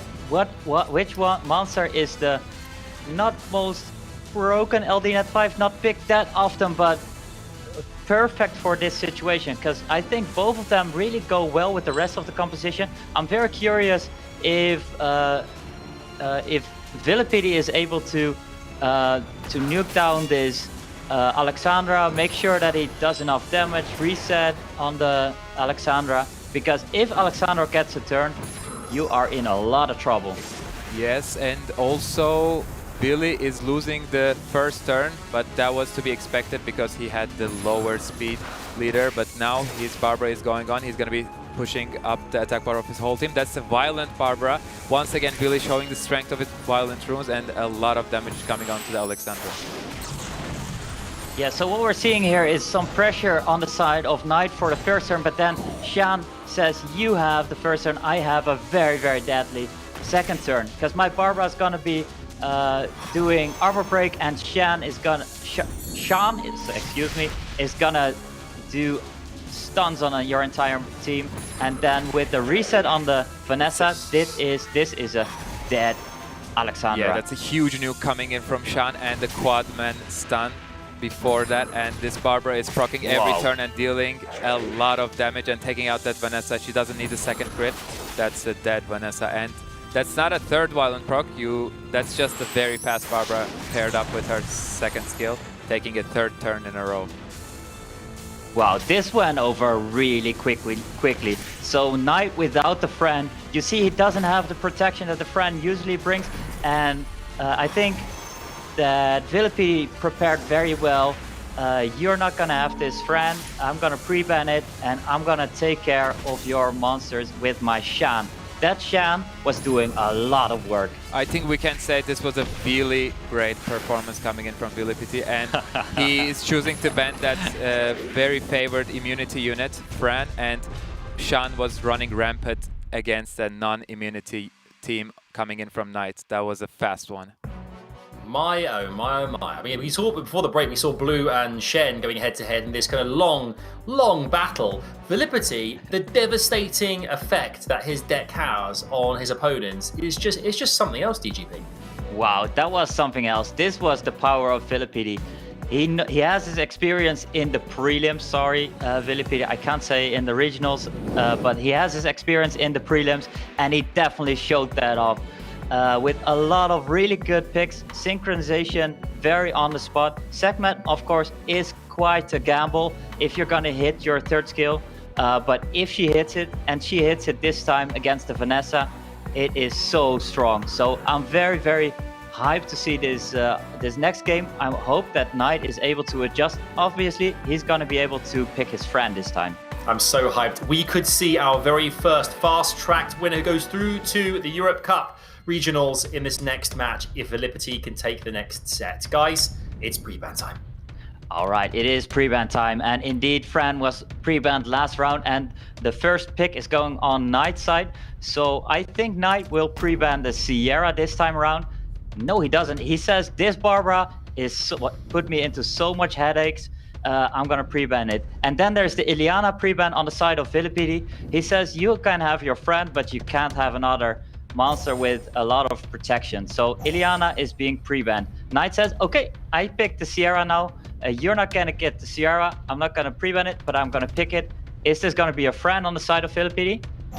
Let's see. It's Okeanos and a Vanessa fast response to the Sierra coming in. We knew that Sierra was going to be a highly contested pick this matchup, and especially with those artifacts, she's doing a lot of damage. And Knight, these picks and bans are going in rapidly. Knight is responding with a friend and a Vigor, but judging by Vili's ban on the Ileana, I think he doesn't want to let his enemy have any immunity, meaning that we can see a friend ban coming in from Vili. And he chooses to go with a Savannah, thinking of his fourth pick, what it's gonna be.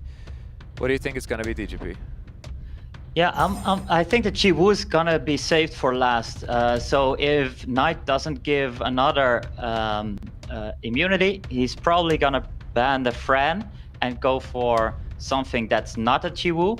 But there's a Knight going for the Belanus, which is, man, I respect going for Belanus. And Masha, so he says, I have a composition that's well-rounded.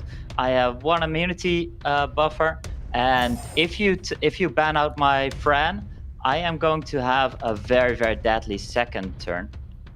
Absolutely, and rounding off the draft with a segment, Vili has a very strong draft coming in, but Knight is reaching out to Vili's pocket and grabbing that Belanus right off there. And we saw him banning the Belanus last game, and let's see, will the Belanus be let through this game? And he is. Yeah, he is. He bans out the Fran, so probably VIILIPYTTY is gonna get the first turn with the segment. What he's gonna reset is gonna be very, very crucial, because is it gonna be the Belanus where you're able to strip something with the segment, with the Savannah, and then with the Ganymede you have your third skill up, going into another increased cooltime. I think there's a lot of very, very a lot of pressure with the Okeanos, being banned out, but the Ganymede together with segment is a lot of resets. I think one thing that I just caught is that Billy didn't go for the speed lead. He instead opted for the accuracy lead. He wants this second turn. He doesn't want to go first, and we're gonna see why very shortly after. Wow, that is a very, very interesting play, and you see that he is able to reset this Belanus, giving the first turn with the Vigor and Masha and Sierra over to Knight, and saying, I think I'm going to be able to survive your first turn, as long as the Belanus doesn't get a big turn with its third skill, because Knight didn't pack any of the strippers. Yeah, but this is huge. Ganymede is not knocked down, but he will be going down to that dot. That is always great when you're fighting a Vanessa. You are denying a single turn from Ganymede.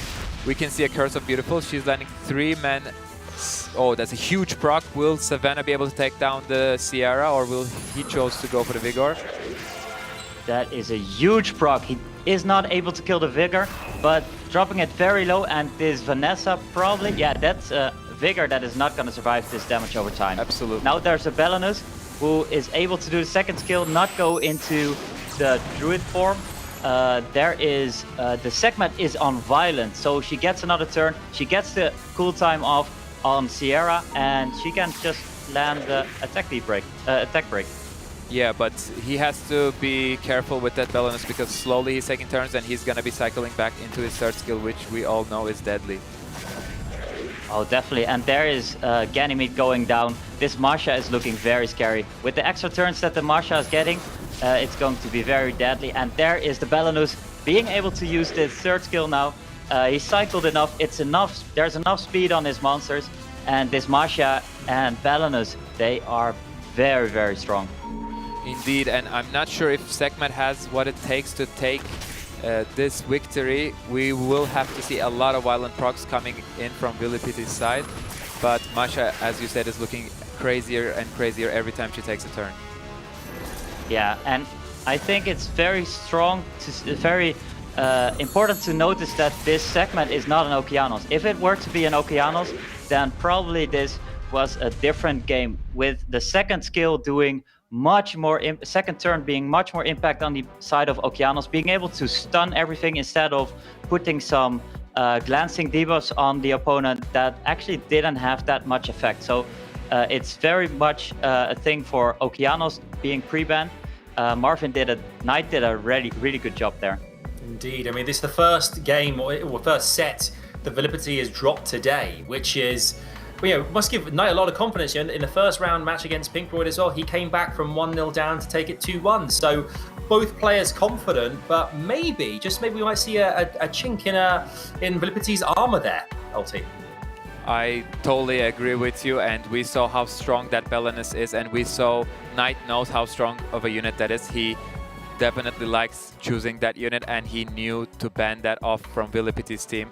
last round, and that Belenus was doing a lot this game, and Knight overall had a spectacular team. He had the Sierra, he had the speed lead, and Vili chose to go for the accuracy lead over the speed lead, but it didn't pay out this time for him. All right, the last match. Whoever wins this goes through. Let's do it. Yeah, I think VIILIPYTTY is thinking, yeah, I picked the Vanessa, but then again, I don't have that much to follow up on this first turn, so I'm going to go for Ganymede lead, and I think that's very crucial. Well, we have a fast pre-band, Friend going in again, Okeanos going in, so there is the Sierra being picked very quickly, not giving us casters a lot of time to adjust and to do some analyzing. So there's a Chiwu and a Savannah on the side of Knight. Seeing the first Chiwu in this matchup between VIILIPYTTY and Knight, I really like that one, with the Leo as a counter to Savannah, basically saying that Savannah, where's your speed? I totally agree with that, and Leo paired up with a Sierra is extra great because Sierra has that turn 1 where whenever she crits she gets a lot of turns, and I'm sure knowing Vili how good his runes are, his Sierra is either at an 85% crit rate or 100% crit rate, and she will be cycling through a lot of turns. Knight is responding with a Ilyana and a Ganymede. We saw Ilyana was banned the last game, and maybe we're gonna see why VIILIPYTTY was so afraid of that unit. And there's a Ganymede on the side of Knight. I think 2 weeks ago he would have never expected to be picking Ganymede into the prelims. I'm very curious if he had enough practice with it, but definitely he did some preparations. He had a week approximately to test out his Ganymede combinations, but definitely Ganymede is a huge factor together with Chiwu. They sync together very well, and still we don't see a Hathor being picked last. True that. Both of these players are opting to go for aggressive playstyle over sleeping their enemies, and we see a bulwark, meaning that the Ilyana will be led through, and the Diana last pick is perfect, and most likely almost 100% has to be the ban there. And VIILIPYTTY rounding off his draft with a Barbara. Let's see, the Diana is a very straightforward draft in my opinion, but I do not see what should be banned from VIILIPYTTY's side. Maybe the Leo. Doesn't ban out the Leo. Leo of course also is kind of bad on Barbara's with the speed, but I think Sierra, Leo, Vigor, and Barbara, they go well. They go together pretty well. I'm very curious who's gonna pick the first turn. Probably gonna be Chiwu after the Leo, of course, and then we're gonna see some attack bar reductions. It's really interesting though, because Vili is choosing Leo and still banning the unit that he chose Leo to counter. That's a very peculiar choice in my opinion, and we're gonna see if it pays out for him. Yeah, so the Diana goes for human form, which is very interesting because there's monsters that are gonna cut if the Chiwu doesn't get a turn and get some decrease. Well, there was a lot of red letters over there. There was a lot of decrease, and there was Diana gonna take a turn before VIILIPYTTY moves. Exactly, that was a ballsy play, but it's paying off from Knight. Diana will be able to take the next turn and will be able to transform back into the pony form and maybe get a proc and dish out some crazy damage. Oh, definitely. This is going to be a Diana that takes a lot of turn, and a Diana that's quite hard to counter. You see, you can, with the Ganymede, she can put up immunity already on the Diana, so there's not going to be a bomb right there. This Diana is going to look very scary into 2 water.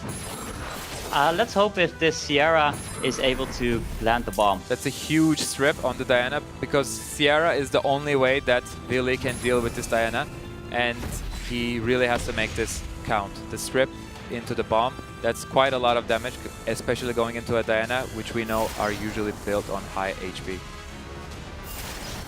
Oh yeah, it's probably on a crit damage paired up with this huge amount of HP. And the Sierra is dropping in HP as well. There is a briefing going into this Diana. This Diana is gonna dish out a lot of damage on this Sierra. Is the Sierra gonna be able to survive this? I'm very, very curious. She does not survive. That's huge.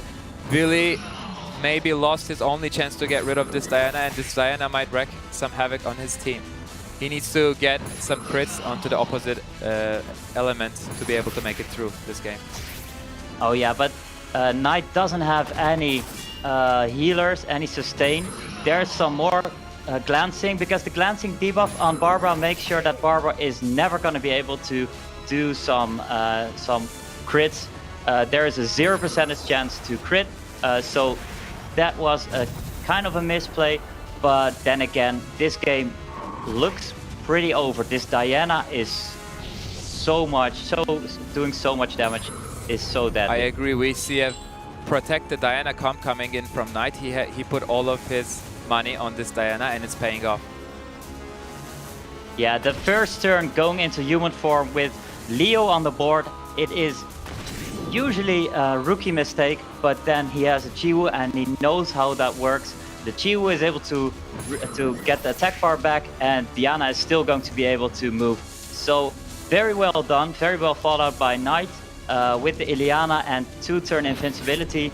That is very hard to deal with this Diana, and I think this is a game that is over. And the Ganymede also, it's the first time Knight picks the Ganymede, and it is looking very strong. Yeah, I totally agree, and the glancing hit, the S1 of Ganymede, is very crucial in this match. He keeps on landing that on Barbara, and the only way that Knight could have lost this game would be if that Barbara could get a lucky crit on Diana, but as you can see, Diana is murdering that Barbara, and he's also getting rid of Billy's chances of advancing today, and this is looking like Knight is securing his ticket to the European Cup. Wow, this was already the third fight, and the second fight was very close. This one was Knight preparing very well. You see how it goes, but the Diana moves out of the game, so it could actually, with the Leo, is he gonna have enough damage to deal with it? Let's see, that's a violent Leo, if I'm not mistaken, but suddenly there isn't that much damage left on Knight's side, and we still have the sustain coming in from Vigor. Sadly, it is reset right now, but a couple of violent procs might change that. But this Leo has to do a lot of heavy lifting if he wants to win the game, but we know that Leo can be scary when the game goes on. We also mentioned that in the matchup of Blue and Shen. Yeah, Leo can be very scary, and Leo with glancing debuff on him it's gonna be glancing debuff probably for the entirety of the match after this Vigor dies. So it's gonna be some luck necessary for VIILIPYTTY to advance today into the next fight. But there is a huge proc on VIILIPYTTY's side, being able to do this second skill, being able to get some attack bar, some HP back, and resisting the strip on Chiwu.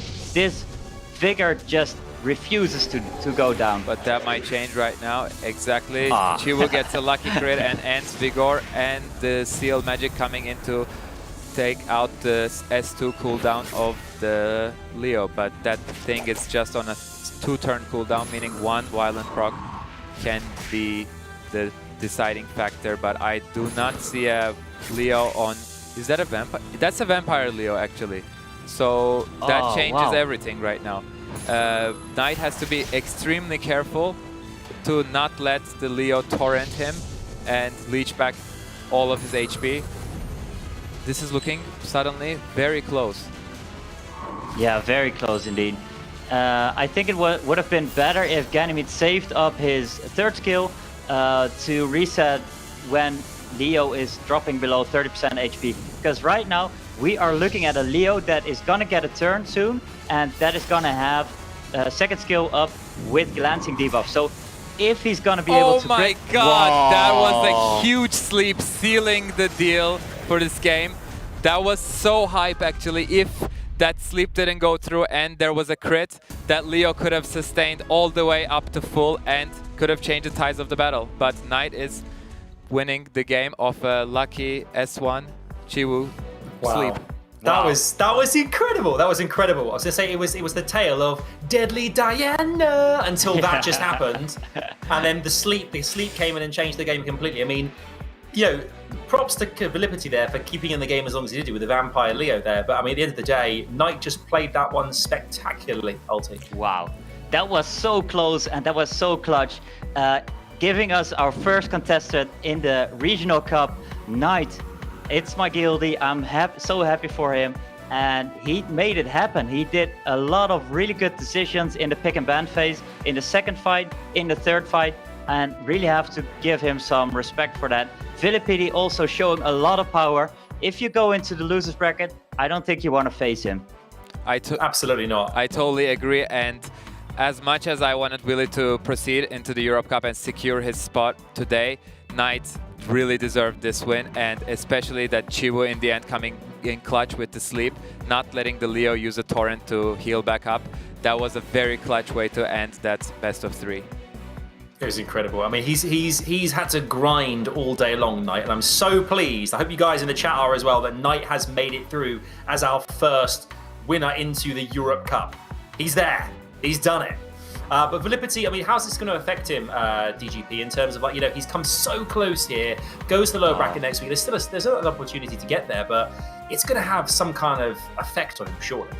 I wonder if the man has traumas for the previous prelims, because every time it was close, and now he's going to be back to the losers bracket one more week to have that thinking process going in your head. Oh man, it's not going to be this year again, right? So VIILIPYTTY, I am very curious what he's going to do this week.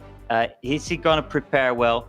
I am very happy to see him back next week, because it would have been too quickly to see him go after the first day. Indeed. I mean, here's the bracket for today, folks, just to catch you up. So VIILIPYTTY versus Knight. Knight progresses. VIILIPYTTY will play next weekend in our loser/lower bracket next Saturday. But the next match we have for you guys, the last match of the day, is Unarmed versus CHENE. This is going to be absolutely huge, Ulti. I mean, there's so much to talk about, so much to expect. How hyped are you? I'm extremely hyped, especially after seeing that first best of 3 coming from Unarmed, really giving BAUS a hard time with his cleave picks. And we saw 2 types of cleaves coming in from him. We saw the defense-based cleave, and we also saw the Lucian cleave, the Lucian with the 13k per cards. I'm very, very, very excited for this match. Yeah, we saw earlier on today one of the biggest matches of the day, BAUS going out to Unarmed, which was a huge kind of shock really for us, and CHENE kind of dispatching blue as well. So 2 kind of renowned players, renowned summoners, and these 2 fellas here just did the business. DGP. I mean, it was really impressive stuff. Well, it was impressive stuff. The opponents they faced, they are not the simple ones. They were BAUS, almost going into the World Finals final last year.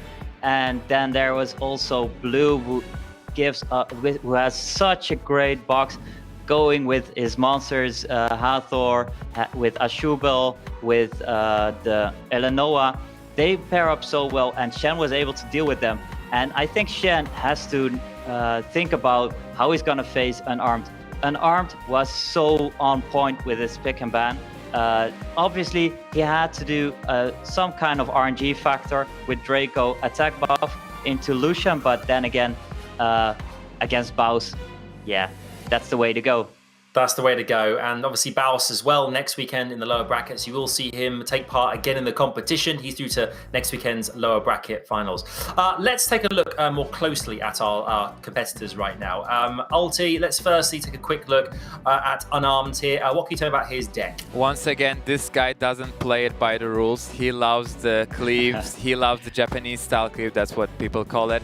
He loves picking the 2 attack bar boosters, Draco and Bastet, and then pairs it up with speed leads such as Garo, Lucian, Raki, and he wants to wipe out his enemy. He's actually, it's almost as if he's in a rush. He wants to end the game quickly and he wants to proceed. And DGP, CHENE is looking mighty, mighty strong as well. Well, CHENE is the kind of a counter to what Unarmed is gonna bring, because CHENE is gonna be armed with second turn composition, Ragdoll, Artemil. It's so strong to have those monsters fight against cleavers. So I'm very curious how Unarmed is gonna adapt.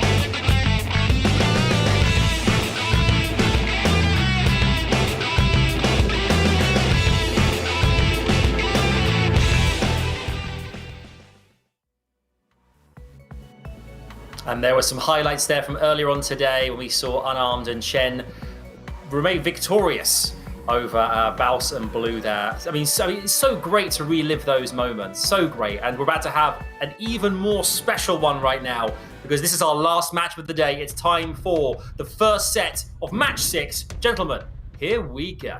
Here we go with the pick and ban phase. There is probably going to be a Bastet pre-ban on the side of CHENE, respecting the force that Unarmed brought to the table, and then Unarmed brings the Okeanos, which is obviously a really good counter to these kind of cleaves if they're run on very fast Swift set.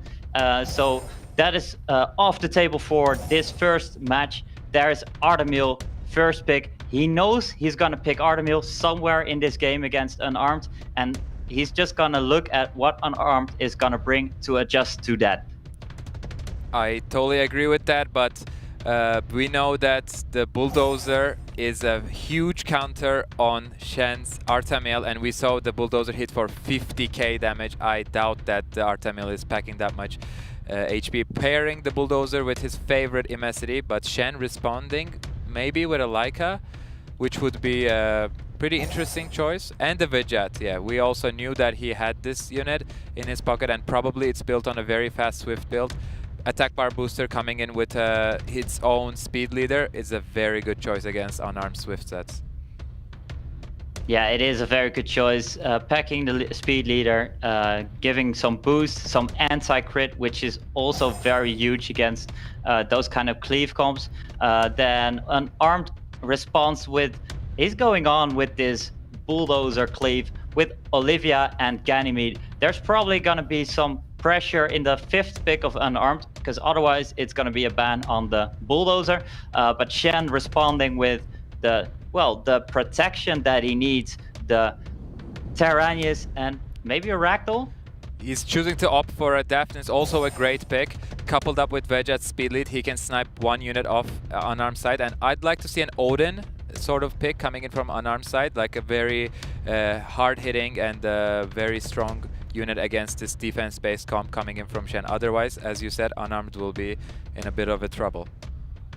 Unarmed is definitely in a bit of trouble, because with the Odin, you are in some trouble with the Leica or Daphnis kind of situation. The Xian is very, very strong, of course, also against defense-based monsters, backing up 2 monsters that bring ignore defense, the bombs and the Bulldozer's 3rd skill. So I'm happy to see this Xian again, and it's probably gonna be something like a Daphnis or Wedjat ban on the side of CHENE. It's gonna be Wedjat, and there's a Xian taken off the board. Yeah, totally. But the Bulldozer is gonna be able to nuke something right away, and we know Unarmed will be taking the first turn this game because of how strong his Swift sets are. But sadly, that Bulldozer is gonna have to nuke something down.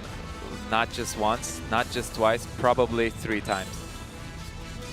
Yeah, a lot of times this Bulldozer has to show some damage, but there is a Bulldozer that is gonna be reset by the Ganymede 2nd skill, maybe, being able to do it again. So there is the Artemil finished off. He indeed did not survive 50k nuke, and there is Olivia giving it back to Bulldozer. So Bulldozer is able to snipe off the second one, which is the Daphnis. That's crazy. 2 units off the table already, and we're just a couple of turns into the game. Tyrannus chooses to revive the Artemiel, coming in with the defense buff. It's gonna be pretty scary, but this Justice is not doing as much damage as CHENE wanted.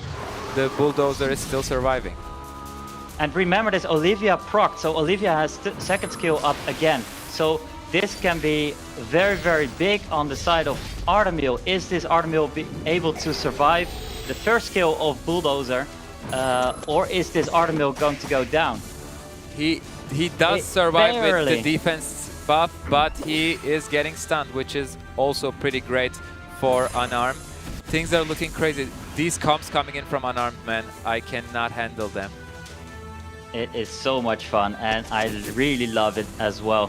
So puts the glancing on the Tyrannus, and you'll see that this Olivia is very fast on Violent, because she moved before every monster on the side of CHENE moved.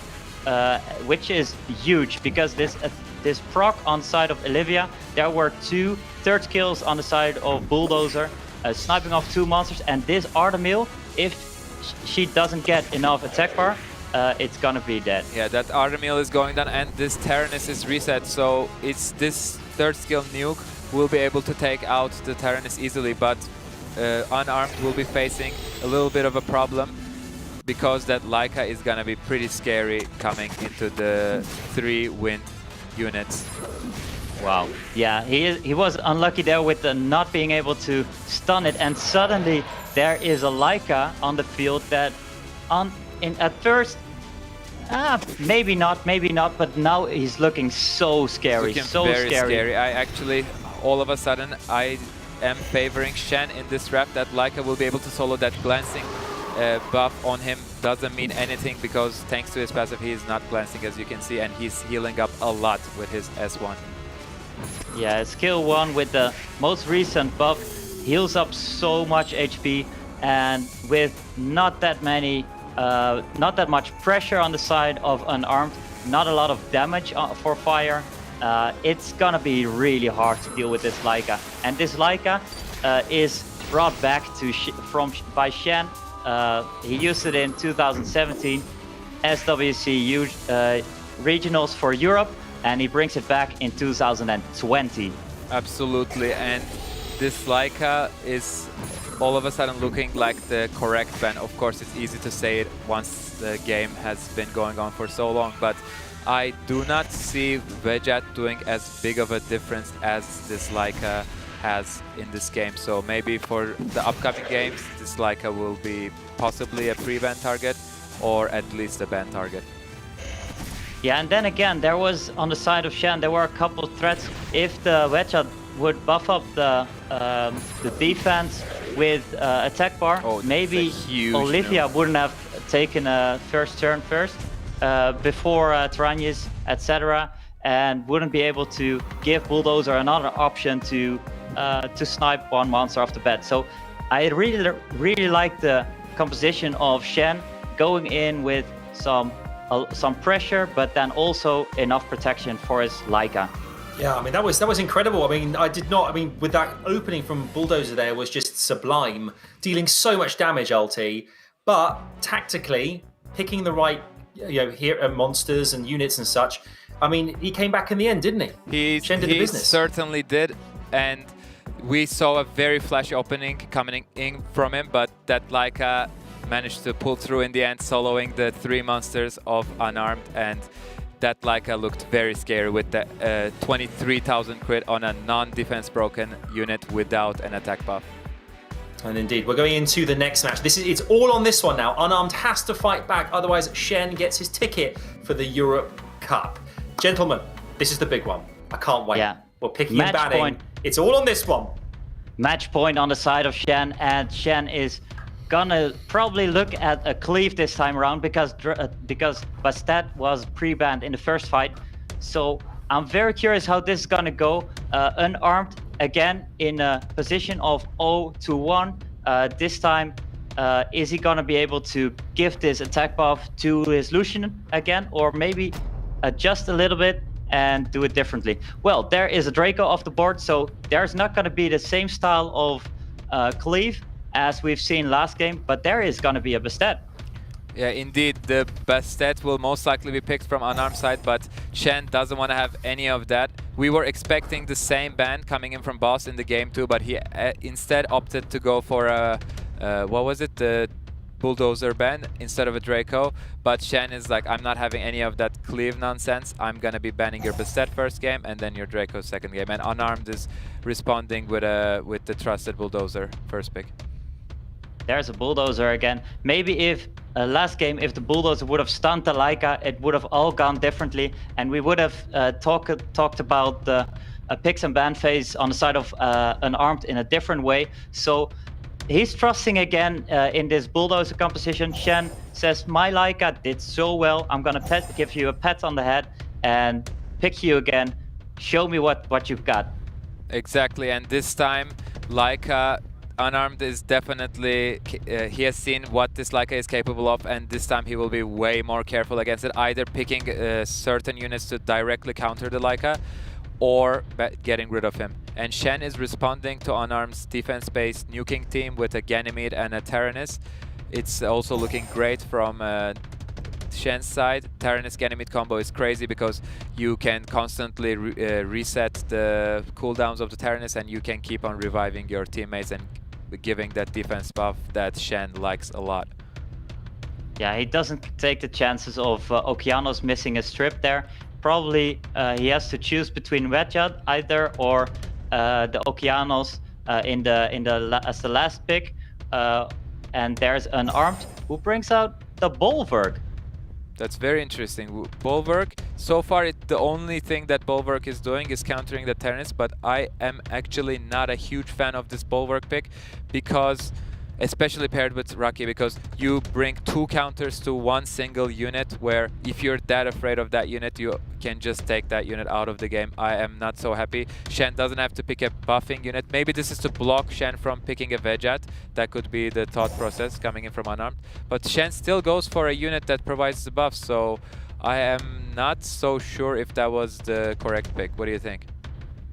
I think Vigor is quite strong against both the Rocky and the Bulldozer. Maybe he bans out the Bulldozer and says, well, you have a defense buff upcoming, but you don't have attack buff. So this Rocky, well, I'm going to deal with your Rocky, and then this Bulwark and the rest of the monsters are not going to be able to do that much. So he does ban the Bulldozer, and the Artemill is being banned on the side of CHENE. So we're looking at a very, very revive-heavy comp on CHENE's side, with some damage going into, if the game goes late, Vigor and Leica are going to be so strong.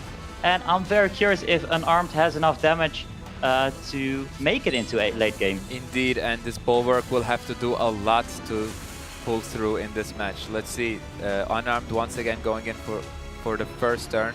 I'm kind of used to saying this at this point because his Swift sets are so crazy. Choosing to boost up the Bulwark. Will he go for the Taranis first turn, or will he choose to land it on a more squishy unit? He goes for the Leica. We're gonna be seeing a briefing from Rocky. Will this be enough damage to take out the Leica? Because we know that Leicas are usually built pretty squishy. Oh, this is the moment. That is for Leica. Enough damage, and the Leica is out. And suddenly Unarmed is 4 against 3. And thanks to Rocky passive, Taranis won't be able to revive the Leica. So that Vigor will have to solo the entire enemy team, and this Bulwark will happily receive all the buffs coming in from Vigor and Taranis' side and turn them into knowledge. Alright, so that is why I'm not competing anymore. I'm in the caster's boot. I said it was a revive-heavy composition, but you can't revive a monster that is being dealt with by the Rocky. So he could do potentially the third skill to give him defense buff, give him a little bit more damage, but obviously he can't revive a monster anymore.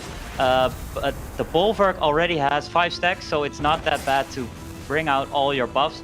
Vigor still going for the Rocky. Rocky can survive because of her, because she killed the monster, and then there's gonna be the nuke on the side of Taranis. Totally, but that Vigor S1 landing the heal block on the Rocky is gonna be huge because the Bulwark won't be able to heal the Rocky back up to full, and the Rocky will have maximum 1 or 2 turns coming in here, but she's also provoked, so she won't be able to use the S2. This Rocky is not gonna be doing much. As I was saying, he is landing the briefing on the Bulwark. Who will this go on? That's interesting. I would have gone for the Rocky, to be honest, but probably Unarmed knows what he's doing. Well said about the Rocky being being HP broken. Can't heal there because of that HP block, and there is the Rocky is gone. There is a lot of sustain on the side of CHENE, but does he want to use it? Because the Bulwark is stacking up. I am looking at a composition right here where is there enough damage on the side of Unarmed? I'm not sure. I'm also not sure, and guys, keep in mind that this Bulwark can do a lot of damage. He's gonna do 50% of probably this Taranis' health, but he cannot kill units. He only leaves them at 1 HP, so he needs to have a follow-up damage. coming in after this bulwark. Yeah, he does. There is, though, quite some stacks coming up by the Olivia, giving turns to this, to herself actually, and Immacity giving obviously 2 stacks to the bulwark. So this Tyrannus needs to die twice at least, though, because of the resets that come from the Ganymede.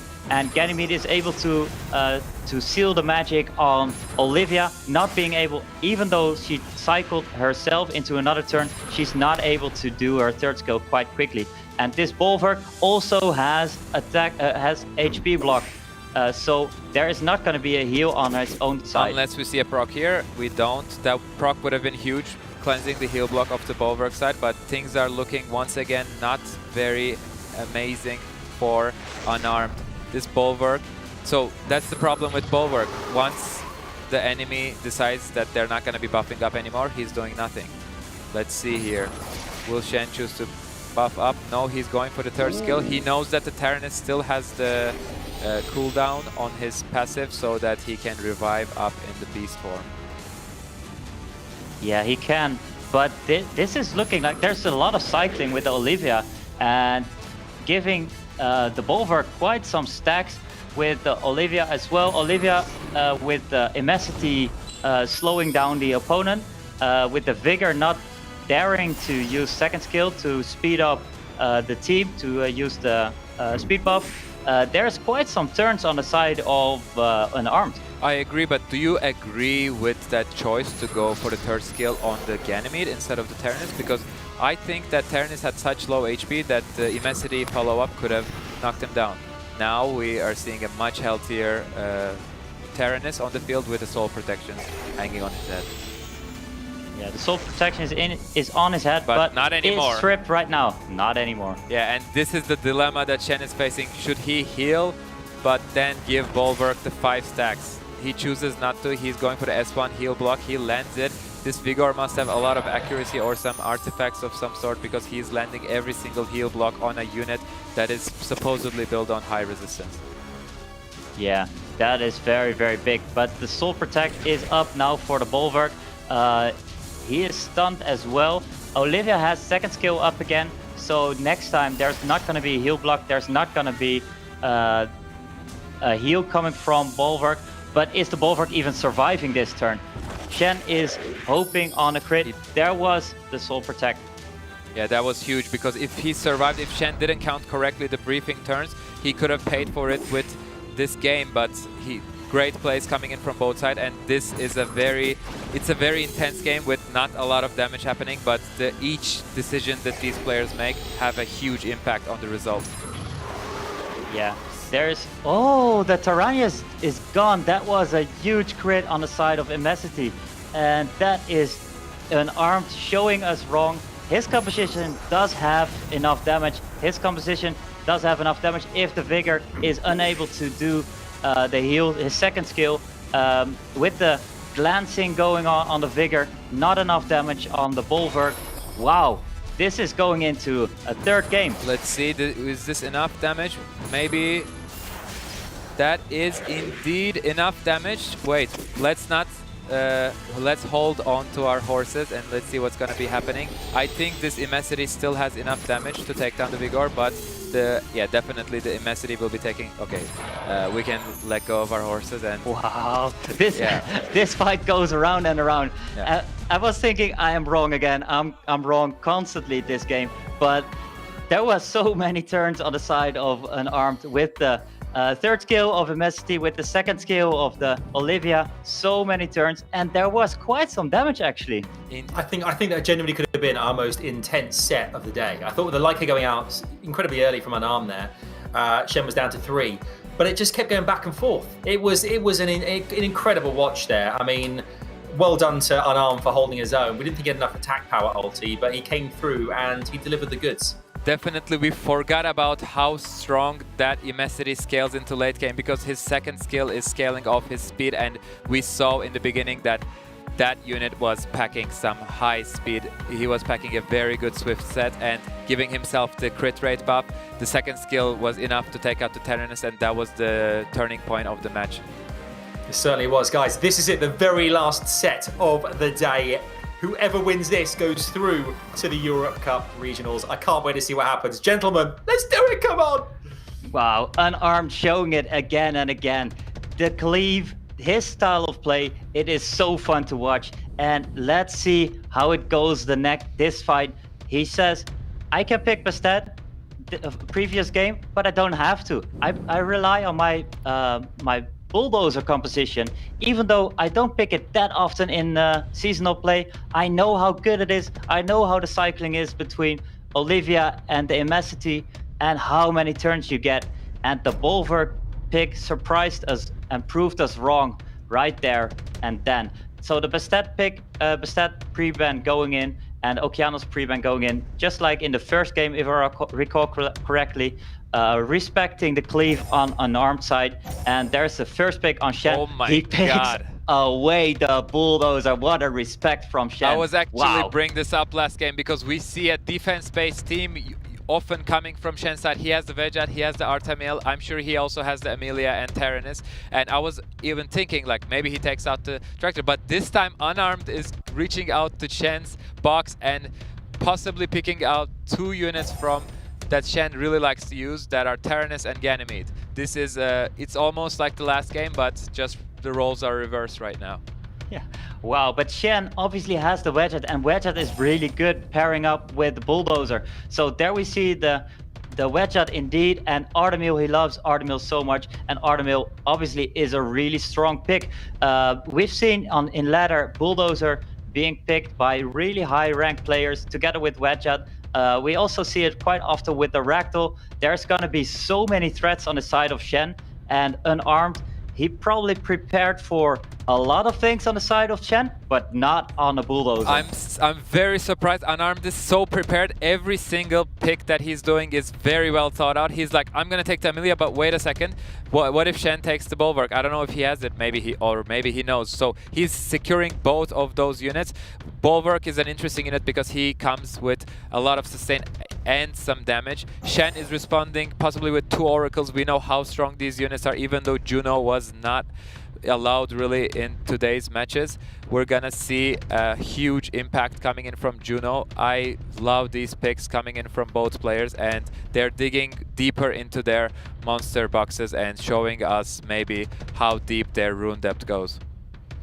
Wow, yeah, these are definitely some monsters that we didn't expect to see on both sides. Unarmed with the Bulwark Amelia combination, Cian coming in. Wow, this is so interesting, this composition. Cian being picked again. Is Shen gonna respect it again? And there's obviously also the Juno that is quite a bit of a counter to the style of Unarmed. But there's not a lot of heals on the side of Shen. So if it goes quite late, the Ganymede and Tyrannus combination is very, very strong. Indeed, Cian is taken out, but Unarmed is not able to take out the Juno because if he does, he's gonna let the Vejat Bulldozer combination, and if his Tyrannus gets banned out, he's suddenly looking at a 3 versus 4 game from the start, so he had to ban that Vejat out. Wow, match point for both players. One of these guys is going straight into EU Regionals in November, and this is the deciding match, the final match of today. There is, guys, a code coming up probably, and right now first we have a really exciting match. Exactly, and we almost went into that game, but then came back to look at these beautiful players, and we see Ciara taking the first turn. That's very interesting, or actually maybe something else happened because I see that Ganymede is reset. I think the Juno went for the 3rd skill, giving this damage over time. There's no other way to put this damage over time than to have the 2nd skill up from the Juno, I think. There was a bomb. Wait, I'm confused. Yeah, that was a bomb almost taking down Unarmed Ganymede, but not quite managing to. And now Unarmed will be able to sustain back up. Yeah, this Bulwark is gonna get a turn, and this Bulwark is gonna be able to heal up with the 3rd skill, going into one of these monsters, probably going into Sierra. There's not a lot of sustain on the side of Shen, and this one is almost killing the Sierra. Exactly, and also I love that Taranis is choosing not to go for the third skill. You can see how experienced these players are, because he knows that Juno can easily strip the soul protection buff. He saw that the Ganymede was low, but he was not worried. He knew that he had everything under control. But if the Sierra manages to snipe out this Taranis, then he must get a little worried, because then he will have to put the soul protection on himself. Shen is trying to force the Taranis into using the revive on himself, and let's see if that will pay out. And we also have a tractor coming in shortly, most likely gonna be wiping out the Taranis unless he gets pushed back down. Okay, the tractor won't be. I keep saying tractor, the bulldozer keep getting pushed back, and we can see that that's not a very fast unit coming in from Shen's side. Yeah, this monster is built for turn 1 nuke. So it's when there's a lot of pushback from the Gany going on, there's not a lot of turns going on the side of Bulldozer. Bulldozer also already used third skill on the Ganymede, so it's gonna take a while before this Bulldozer is gonna take a huge impact into this game. There is Sierra almost dropping. Is the first skill of Ganymede? It's just not enough. But he is reset, she is reset, and it's gonna take a while before she can cycle. Even Violent proc wouldn't be enough. Yes, and I love the choice of Taranis for going for the third skill on the Bulwark, maxing out his stacks into 5 and doing the most amount of healing and damage possible to the Sierra. And if we see the Sierra drop, that's gonna be a very, very uphill battle for Shen coming up. But the Sierra chooses not to go down, and maybe she gets a proc. She does not. I think this kills our beloved Sierra. Yes, Sierra is down for this game. There's no revives coming in from Shen's side, so things are looking pretty good for Unarmed right now. There was quite some stuns huge right there. proc And this coming in from huge Amelia. Proc. Wow, that was a really big proc. Amelia now looking much better with the survivability on the rest of the monsters. There's a little bit of heal as well, and this Ganymede is going down. This Bulwark, this Tyrannus already used his third skill, so it's gonna take a while before he's gonna have it back, and this Juno is gonna cycle, and hit this Tyrannus very often. There's not a lot of buffs on the side of Shen, so this Amelia has to give the stacks to Bulwark and sleep. I mean, to freeze the Bulldozer, which she also does. But this game is looking suddenly very close. We have 3 against 3, but the Taranis has his third skill up, I think, and he will be able to revive the Ganymede. And then, if the Ganymede manages to ventilate, that will be all but over for Unarmed. So for Shen, sorry. But Shen manages to take down the Taranis. He has to make this count right now. If he manages to take out the Taranis once again, things will look very different. Remember, the Taranis used the third skill on the Bulwark to give a little bit of extra stacks, and I think it's not up yet. It's gonna be quite some turns actually before it's up, and if at this rate of stunning this Tyrannus, it's gonna be even longer. Yeah. We saw there so he was stuns. on 2-turn cooldown. You're right. I thought maybe that he got knocked out of his passive, by his passive, that maybe he had it back up, but he doesn't. There's still 2 turns remaining, and this is looking great for Shen all of a sudden, and that Bulldozer is hanging on by his thread, and he will be able to get a huge third skill nuke. This is one premium Juno right here, doing some damage, but also some critical stuns on this Amelia. And there's a crit on the side. Whoa, double crit on the side. Wow, this Bulldozer showing it in this brilliant. And the revenge taking out the Bulwark right there. Exactly what Shen was looking for. That Arta is so scary, and things are looking not great. And this Juno has a field day against Shen, and Shen is securing his ticket to the Europe Cup. What a turnaround. So Shen, 3 SWCs in a row. He is there again. Shen is our SWC player, and he secures the second ticket of today. A lot of respect. That was well done. Picking away the Bulldozer and Wow. Unbelievable. A hat-trick of qualifications to the Euro Cup. It is unbelievable what he just did there. I think we can all agree that the Bulldozer's been a beast today. Like, unbelievable, Ulti. This is an incredible set of plays you've seen today, but the amount of damage done is just on a different level. I think today we saw more Bulldozer play than the entire history of SWC. I'm not sure about that. Don't respond to me. It's unconfirmed, but it very well could be. And we saw what that unit is capable of. Don't disrespect him because he's a 3-star. He can kill you with 50k nukes, and he can also take it to the late game and destroy you with an S1.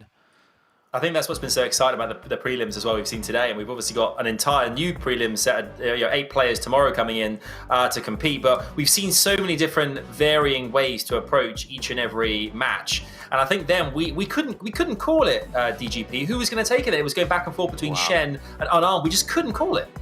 The second and third match were so awesome. It went on and forth of this guy is winning, Unarmed is winning, CHENE is winning. It was so close all the time.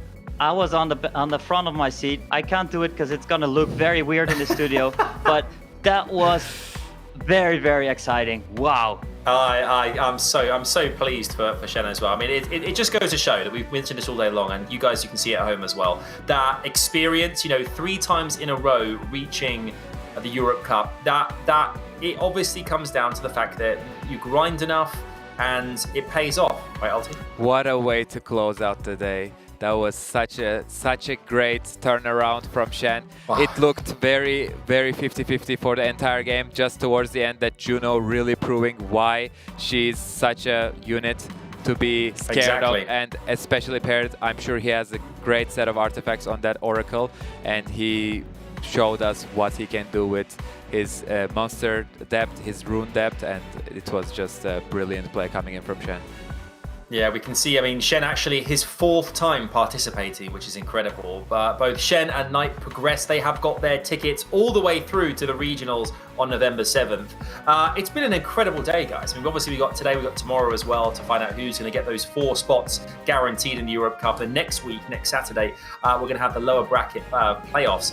But what have been some of the highlights for you today, DGP? What have been some of the things that you could have really stood out for you that have been just really fun to see or interesting to watch? Wow, that Unarmed, I am a huge fan of Unarmed. The way he plays, the way he prepared, the way he was able to adjust to best stat being pre-ban, and then showing us to everyone, Bulldozer, how strong he actually is. So that was one of my favorite things of today, but then also VIILIPYTTY showing power, showing true Finnish power, but then being stopped by Knight in an extraordinary fight. Indeed. Ulti, same question to you, really. I mean, today we've seen a ton of great plays. We've seen, characters loaded up with artifacts, people with way too many runes that you can count. I mean, it's been a brilliant day of action. Indeed, I don't want to be a copycat, but I have to repeat what DGP just said. Unarmed just showing us that, proving us all wrong. I was a little worried because we saw in the Japanese tournaments that cleaving doesn't really work out in this level of gameplay, but Unarmed is proving us wrong. He is still continuing to cleave. He's continuing his legacy, just not an attack-based cleave, instead a defense-based one. Stealing my heart. Yeah, Unarmed, so nicely done. The man is a machine. Right, tomorrow we've got tons more action coming away. That's the great thing about the prelims. There's so much Summoner's War coming your way. Let's take a look at the bracket for tomorrow. So, gentlemen, we've got CJ versus Rosif. We've got Sapin versus Zopolita, Ismu versus Zujic, and Sinshi versus Obabo. I think we're all looking forward to a particular matchup. DGP, which one are you mostly excited about tomorrow? Well, definitely for me, it's Seishizo against Rosie. It could have been the finals already, but we see it in the prelims first round, so that is gonna be huge. It's a guildie against a fellow countryman. It is gonna be an extraordinary fight. I'm very, very hyped to see that one. Yeah, indeed. And Ulti, players tomorrow, we have another, very, very, very exciting looking roster. Who sticks out for you? This time I'm not gonna be copying DGP's choice. I'm going to be going for match 4, CHENE versus Obaba. All of these games are going to be very interesting. These are indeed the top 8 players, top 16 players coming in from the last 2 seasons. But I really am looking forward to that last game, the match 4, CHENE against Obaba. Yeah, I can't wait to see that. I'm also glad as well that we can now go public about the fact that all dressed like we are today, we can announce that we are officially a boy band. That's happening as well. That's a thing. It's out there. It's live. The world knows now. That's made me very happy. We'll talk more about that tomorrow. Okay, let's just one more time. Thank you so much today, guys, for tuning in, for watching this. You have a coupon on screen. There's a code on screen. Get the code. It's right there right now. Use that event code. Thank you for taking the time out to hang out with us today. We know it's very different to usual. Obviously, we're in a virtual studio right now. I'm in the UK. You've got Ulti is in Germany. We've got Netherlands is where DGP is. We're all over the world right now, and we've come together to do this. Obviously COVID-19, but we're all here and we're all doing this, and we absolutely love the fact that you stuck around all day. There is a code that you can replenish, if you will, and get some kind of cool stuff for hanging out with us today. We cannot wait to see you again tomorrow. We are looking forward to seeing you for another full day of Summoners War World Arena action. It is going to be a stacked lobby of some of the best players in the world. Any parting words, Ulti, to the community out there? Thank you so much for being here, hopefully enjoying these matches with us and sticking it through. It was a game. It was a day full of great games, and hopefully we're going to be seeing something similar coming up tomorrow. And what are you saying, DGP? Final words to the community from you as well. Exactly. I totally agree with Ulti on his final words. Thank you all for being here. The games, in my opinion, were awesome, and I'm really looking forward to tomorrow seeing some more very nice games. Yeah, it's going to be absolutely incredible. Make sure to tune in. We'll see you then. Until then, we'll leave you some highlights of today. It's an absolute pleasure. Until tomorrow, we'll see you then. Have a great evening.